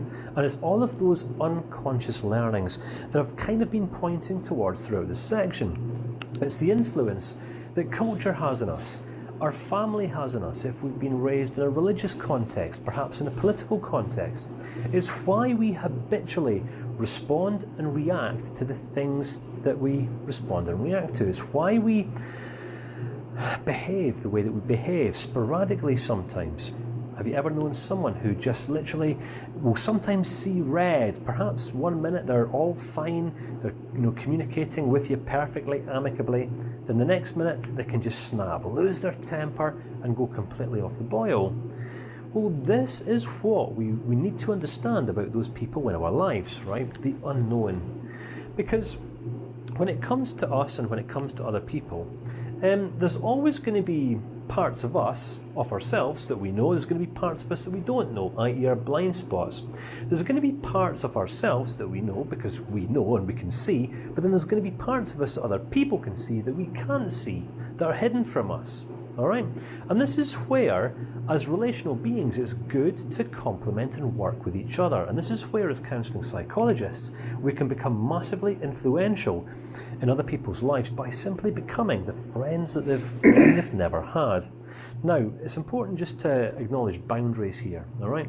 Because, yes, as counselling psychologists, we're only ever going to get into this game if we do genuinely have a compassion for other people. Now, I've worked with and I've supervised a number of counsellors and practitioners and therapists over the years who, due to a lack of boundaries, allowed a relationship to become closer and more intimate than what it should ever have been, all right? As counselling psychologists, we need to, yes, be completely available and open and non-judgmental and compassionate with people, but within boundaries, all right? There needs to be a starting point of a session and there needs to be an end. And you might think that that's really rigid, you might think that's really, really harsh, but it's not. It's more about managing expectations, because when we start counselling people and when we start working with people, exploring all of what is unknown in this unknown part of themselves, people are going to end up disclosing and considering and talking openly about parts of themselves that they've perhaps never discussed with anyone else at any point in the past. And they are now going to want you to become their new BFF. They're going to want you to be their friend. And here's the thing, it's going to be impossible for you to be that friend. You cannot be friends with absolutely everyone, all right? Hence the reason we need to remain professional in our approach to serving other people in this way. Because this is kind of what we're working towards, acknowledging what's unknown in both of our own lives, all right, and also what's unknown in our clients' lives as we're working with them in a counselling context. And how we get there is, yes, we come to know more of ourselves through self-disclosure. As we disclose of ourselves to other people, it wins the trust of those other people. They then become more confident to give us feedback in relation to our blind spots. Do you see how that works? So yes, we've got to initiate, all right? We've got to self-disclose first and foremost, and as these other people in our lives become more comfortable with us, that we can actually be trusted, they then start giving us this feedback about our blind spots, which actually, as things happen, leads us from this stage of awareness into the unknown. Because the unknown, there's a funny thing about the unknown. In life, we don't know what we don't know. And how are we ever going to know what we don't know unless we're comparing ourselves, relating ourselves, our lives, our experiences to those of other people? And this is where counselling is such a powerful profession, because we have the opportunity of hearing so many other people's stories. A counselling session isn't about us self-disclosing necessarily, although it can be helpful sometimes. I'll give an example of this later on. Most of the time it's going to be about us listening, paraphrasing, reflecting back what we are hearing, offering feedback, asking relevant questions, just simply in view of helping our clients to understand and see what it is that they can't see and what they don't know, venture further into their unknown. But ironically, on the flip side of this, the more insight that we get into other people's lives, the more we're able to relate other people's learnings, which incidentally come through us, to our own lives. So the more that we come to learn about other people, indirectly, ironically, the more we come to learn about ourselves. And so the journey goes, all right? So this is the Johari window, all right? When we reach a stage of relationship with other people, in a personal, professional context, doesn't really matter for now, all right? When the trust starts to grow, when people see that we have their best interests at heart, they're going to come to trust us, and then in turn, help us see more of our blind spots, which allows us to carry on with this journey of self-discovery, venturing into the parts of us that we can't see, which we are actually reliant on other people for, all right? And what's true for us is true for those people whom we go on to serve. Hence the reason, as I mentioned, counselling psychology is such a powerful discipline when conducted and carried out well. So throughout the rest of this course, I am going to do my very, very best, I promise you, to share with you all of the principles, the frameworks, the tools and the techniques that you're going to need to get started right away. Attached to the additional materials section of this video lecture, we've created a mini workbook that I'm now going to urge you to spend possibly 15 to 20 minutes working through. It's about unpacking your own Johari window, just simply acknowledging the parts of yourself that are open, available for the public, in the public domain, as it were, the parts of you that you're aware of, but also see if you can even just begin to identify blind spots, parts about your identity, your behaviour, your attitude that perhaps might rear their ugly heads every now and again, but you're just not sure where they come from. Because it's those parts of you that you're going to need to connect with other like-minded individuals, all right, through a relationship, through your self-disclosure, win the trust with them so that in turn they feel equally confident to share of themselves with you and possibly even offer you feedback to help you discover more about yourself. So use the workbook, it's quite self-explanatory, it's got the diagram and it's all explained out in a way that's hopefully just going to really enhance and bring this teaching to more life for you, with a few questions and a few self-reflection exercises that if you carry out, I know, on one level is going to help you understand yourself on a deeper level from the inside out, but it's also going to set you up in preparation for better relating to other people in the therapeutic stroke counselling relationship. You with me? Does this make sense? I hope that I've done a relatively good job of explaining this, and I'll look forward to seeing you again in the next clip. So in this video, I'm now going to refer back to the humanistic psychology textbooks because I do feel that it is an appropriate time to do so.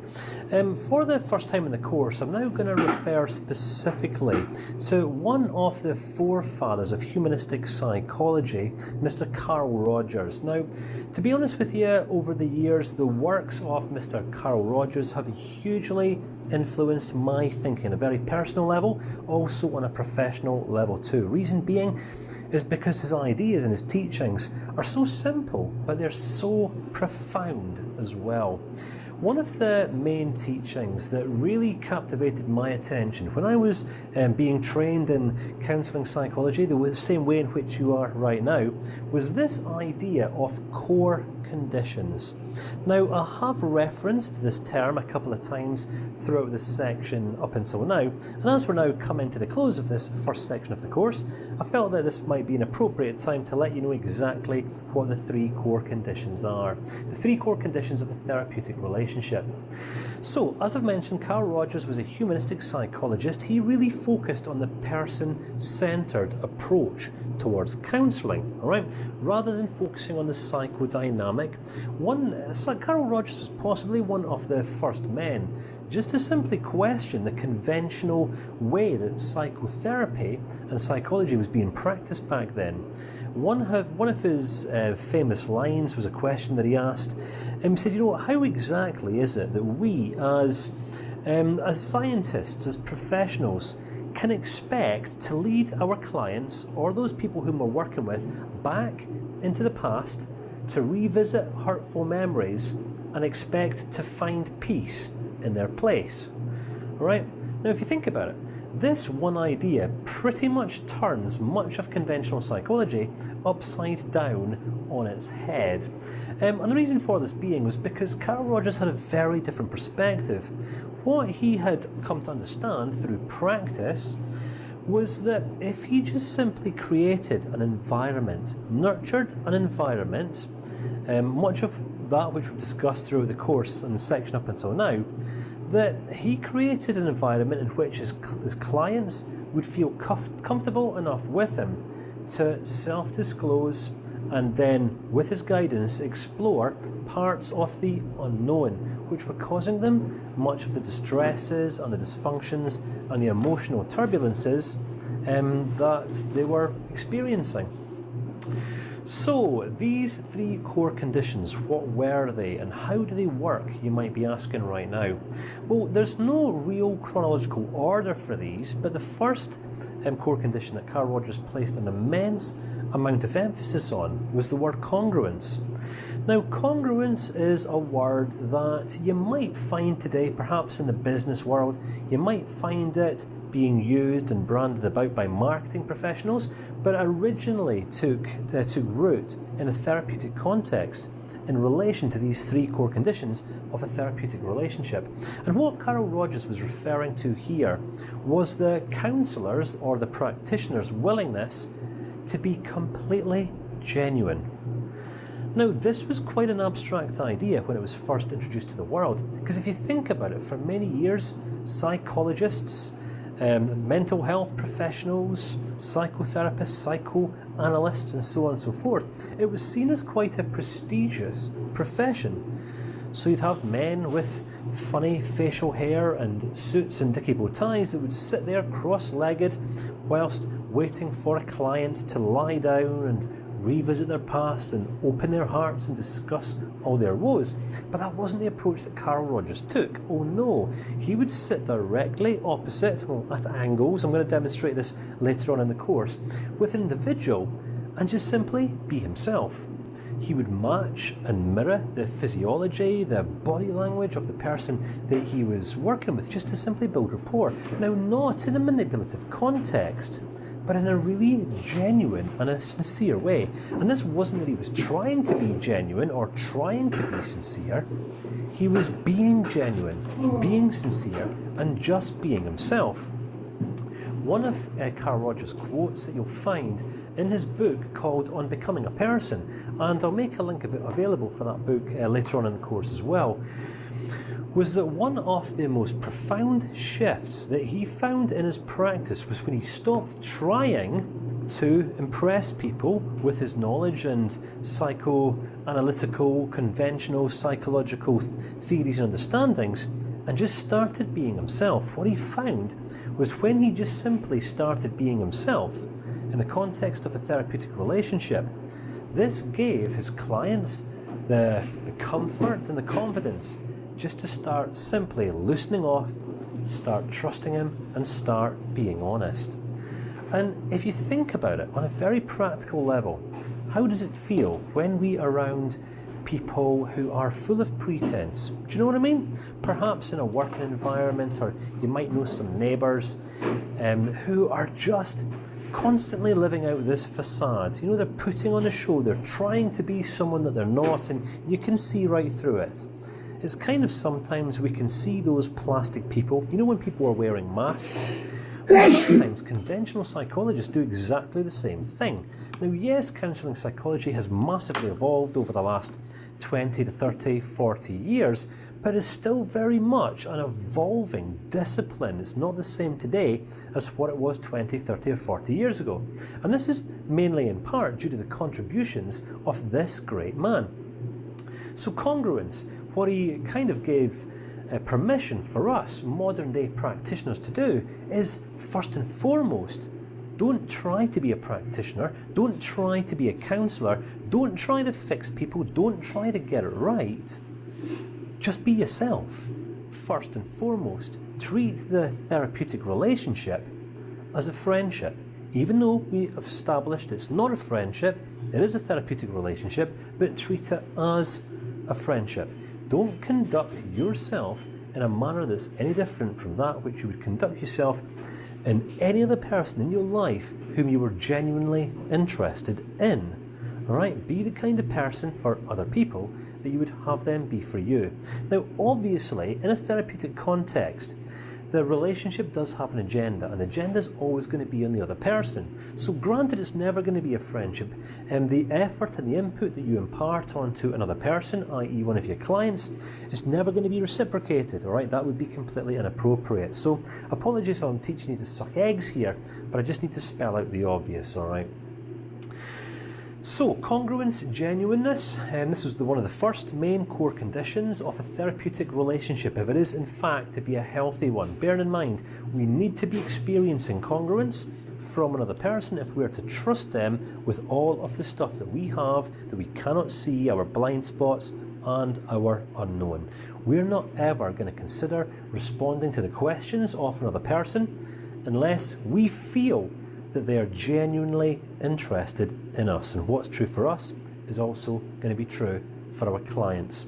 So you might notice at this stage, I'm just kind of having a dialogue with you in a very relational manner, because if we can come into alignment, come into agreement that these are going to be good practices to build into our lives, then you're going to start practicing these core conditions in the context of your day-to-day relationships, which means over time, as you eventually become ready to start practicing counselling on other people, perhaps this might be through volunteering, or perhaps you might start charging for paid sessions. You're going to be ready because you've already put the principles into practice. So the second of the three core conditions is being accurately empathic. All right, being accurately empathic. And this is about understanding. Now, this actually links us back to another proverb or a principle that I mentioned earlier on. And this is about seeking first to understand before all other things. Now, again, you've got to understand many of psychology's foundational beginnings, if you like. This is where men and women would look to interpret and analyse and explain why people were the way that they were, behavioural, psychologically, attitudinally, or whatever, cognitively. But this person-centred approach was not about these things. It was about becoming accurately empathic through demonstrating that we actually understand. Now, the only way that we would ever be able to accurately understand and demonstrate this empathy onto another person is if we're paying attention and if we are genuinely intrigued, which is never going to happen if we're too busy trying to get it right, trying to be a practitioner, if that makes sense. So, I'm speaking to you right now as human being first, counselling practitioner second. You with me? So, how is it that we come to understand a person? And what are the principles that we need to be buying into if in fact we are going to lead ourselves into that place first and foremost? Well, we've got to be coming from a place of genuine concern. All right? Bear in mind, just because a person packages themselves up as a counselling psychologist or a psychologist or whatever doesn't mean that they care. There's plenty of people out there in the world who are just doing it for the money, and the best thing about being in this industry is that you get to decide what your motives are. You're either going to, at any one given moment in time, be doing it for the money, or you're going to be doing it for the love of people.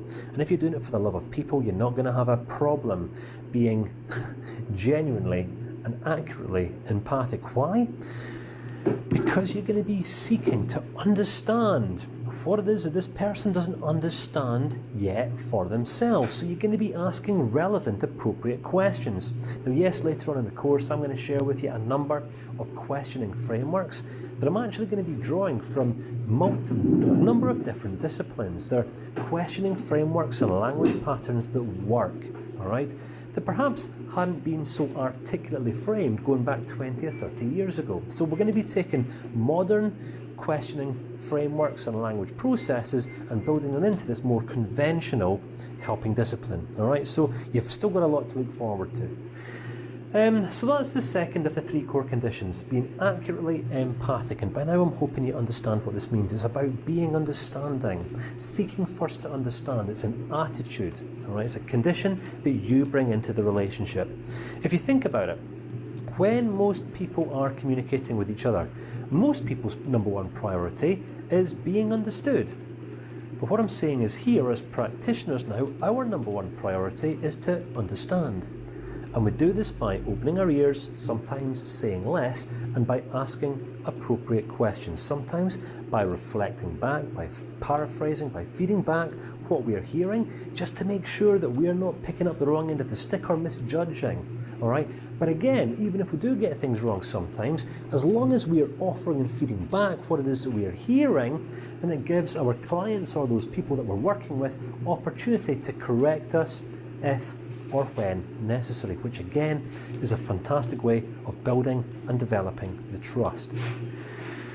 So the third of the 3 core conditions is unconditional regard, unconditional acceptance, UPR, unconditional positive regard. And this is possibly one of the terms that really took Carl Rogers into the textbooks as being one of the most influential thinkers in the realms of counselling psychology, especially in terms of the person-centred approach. Now, unconditional regard, unconditional acceptance, we've really placed a lot of emphasis on that throughout the section as we've explored culture. Remember the cultural iceberg and all the factors that come into play that simply make us different. You see, if we are not aware of how it is that we are responding to difference, then we're never going to be able to create this environment of congruence, of understanding in a room. Why? Because we're already going to have formulated opinions, judgments, prejudices before a conversation even starts. All right, so as effective counselling psychologists, I just want to emphasise one more time, it's not about us giving advice. It's not about us trying to fix people. It's not about us trying to solve people's problems. It's just simply about us creating an environment through these 3 core conditions, through making unconditional positive regard available. I mean, think about how many times in your life you've been on the receiving end of that. You know, when a person has no agenda, they're not trying to pigeonhole you into a box. They're not trying to control you or manipulate you or get you to meet a target. It's where a person doesn't want or need you to be a certain way in order to keep them happy. It's when a person actually doesn't need or want anything from you whatsoever, but rather they're just simply free to appreciate you, to become accurately empathic and understand you, through just simply them being themselves, being congruent, being genuine, being authentic, and being genuinely intrigued in better understanding you. I mean, if you're still struggling to understand this, which I'm hoping you aren't by now, just close your eyes for a second, okay? Wherever you're at, as long as it's safe for you to do so, you're not going to walk in front of a car or anything like this, but close your eyes for a second and just picture yourself in a room sitting opposite another human being. And this person, you just know where you stand with them. You know this person is just completely, unconditionally accepting of you. There's no prejudice, there's no judgment. Yes, every now and again you might have a little Freudian slip, you might say something that you don't mean, but they're not going to jump on your case. Why? Because their number one goal and priority is preserving the trust in the relationship. The relationship, the connection between you and them is their number one priority, that they're going to do absolutely everything within their power to protect. You now start feeling more confident in their company, where to begin with you weren't quite sure. Now you can see that they actually have your genuine interests at heart.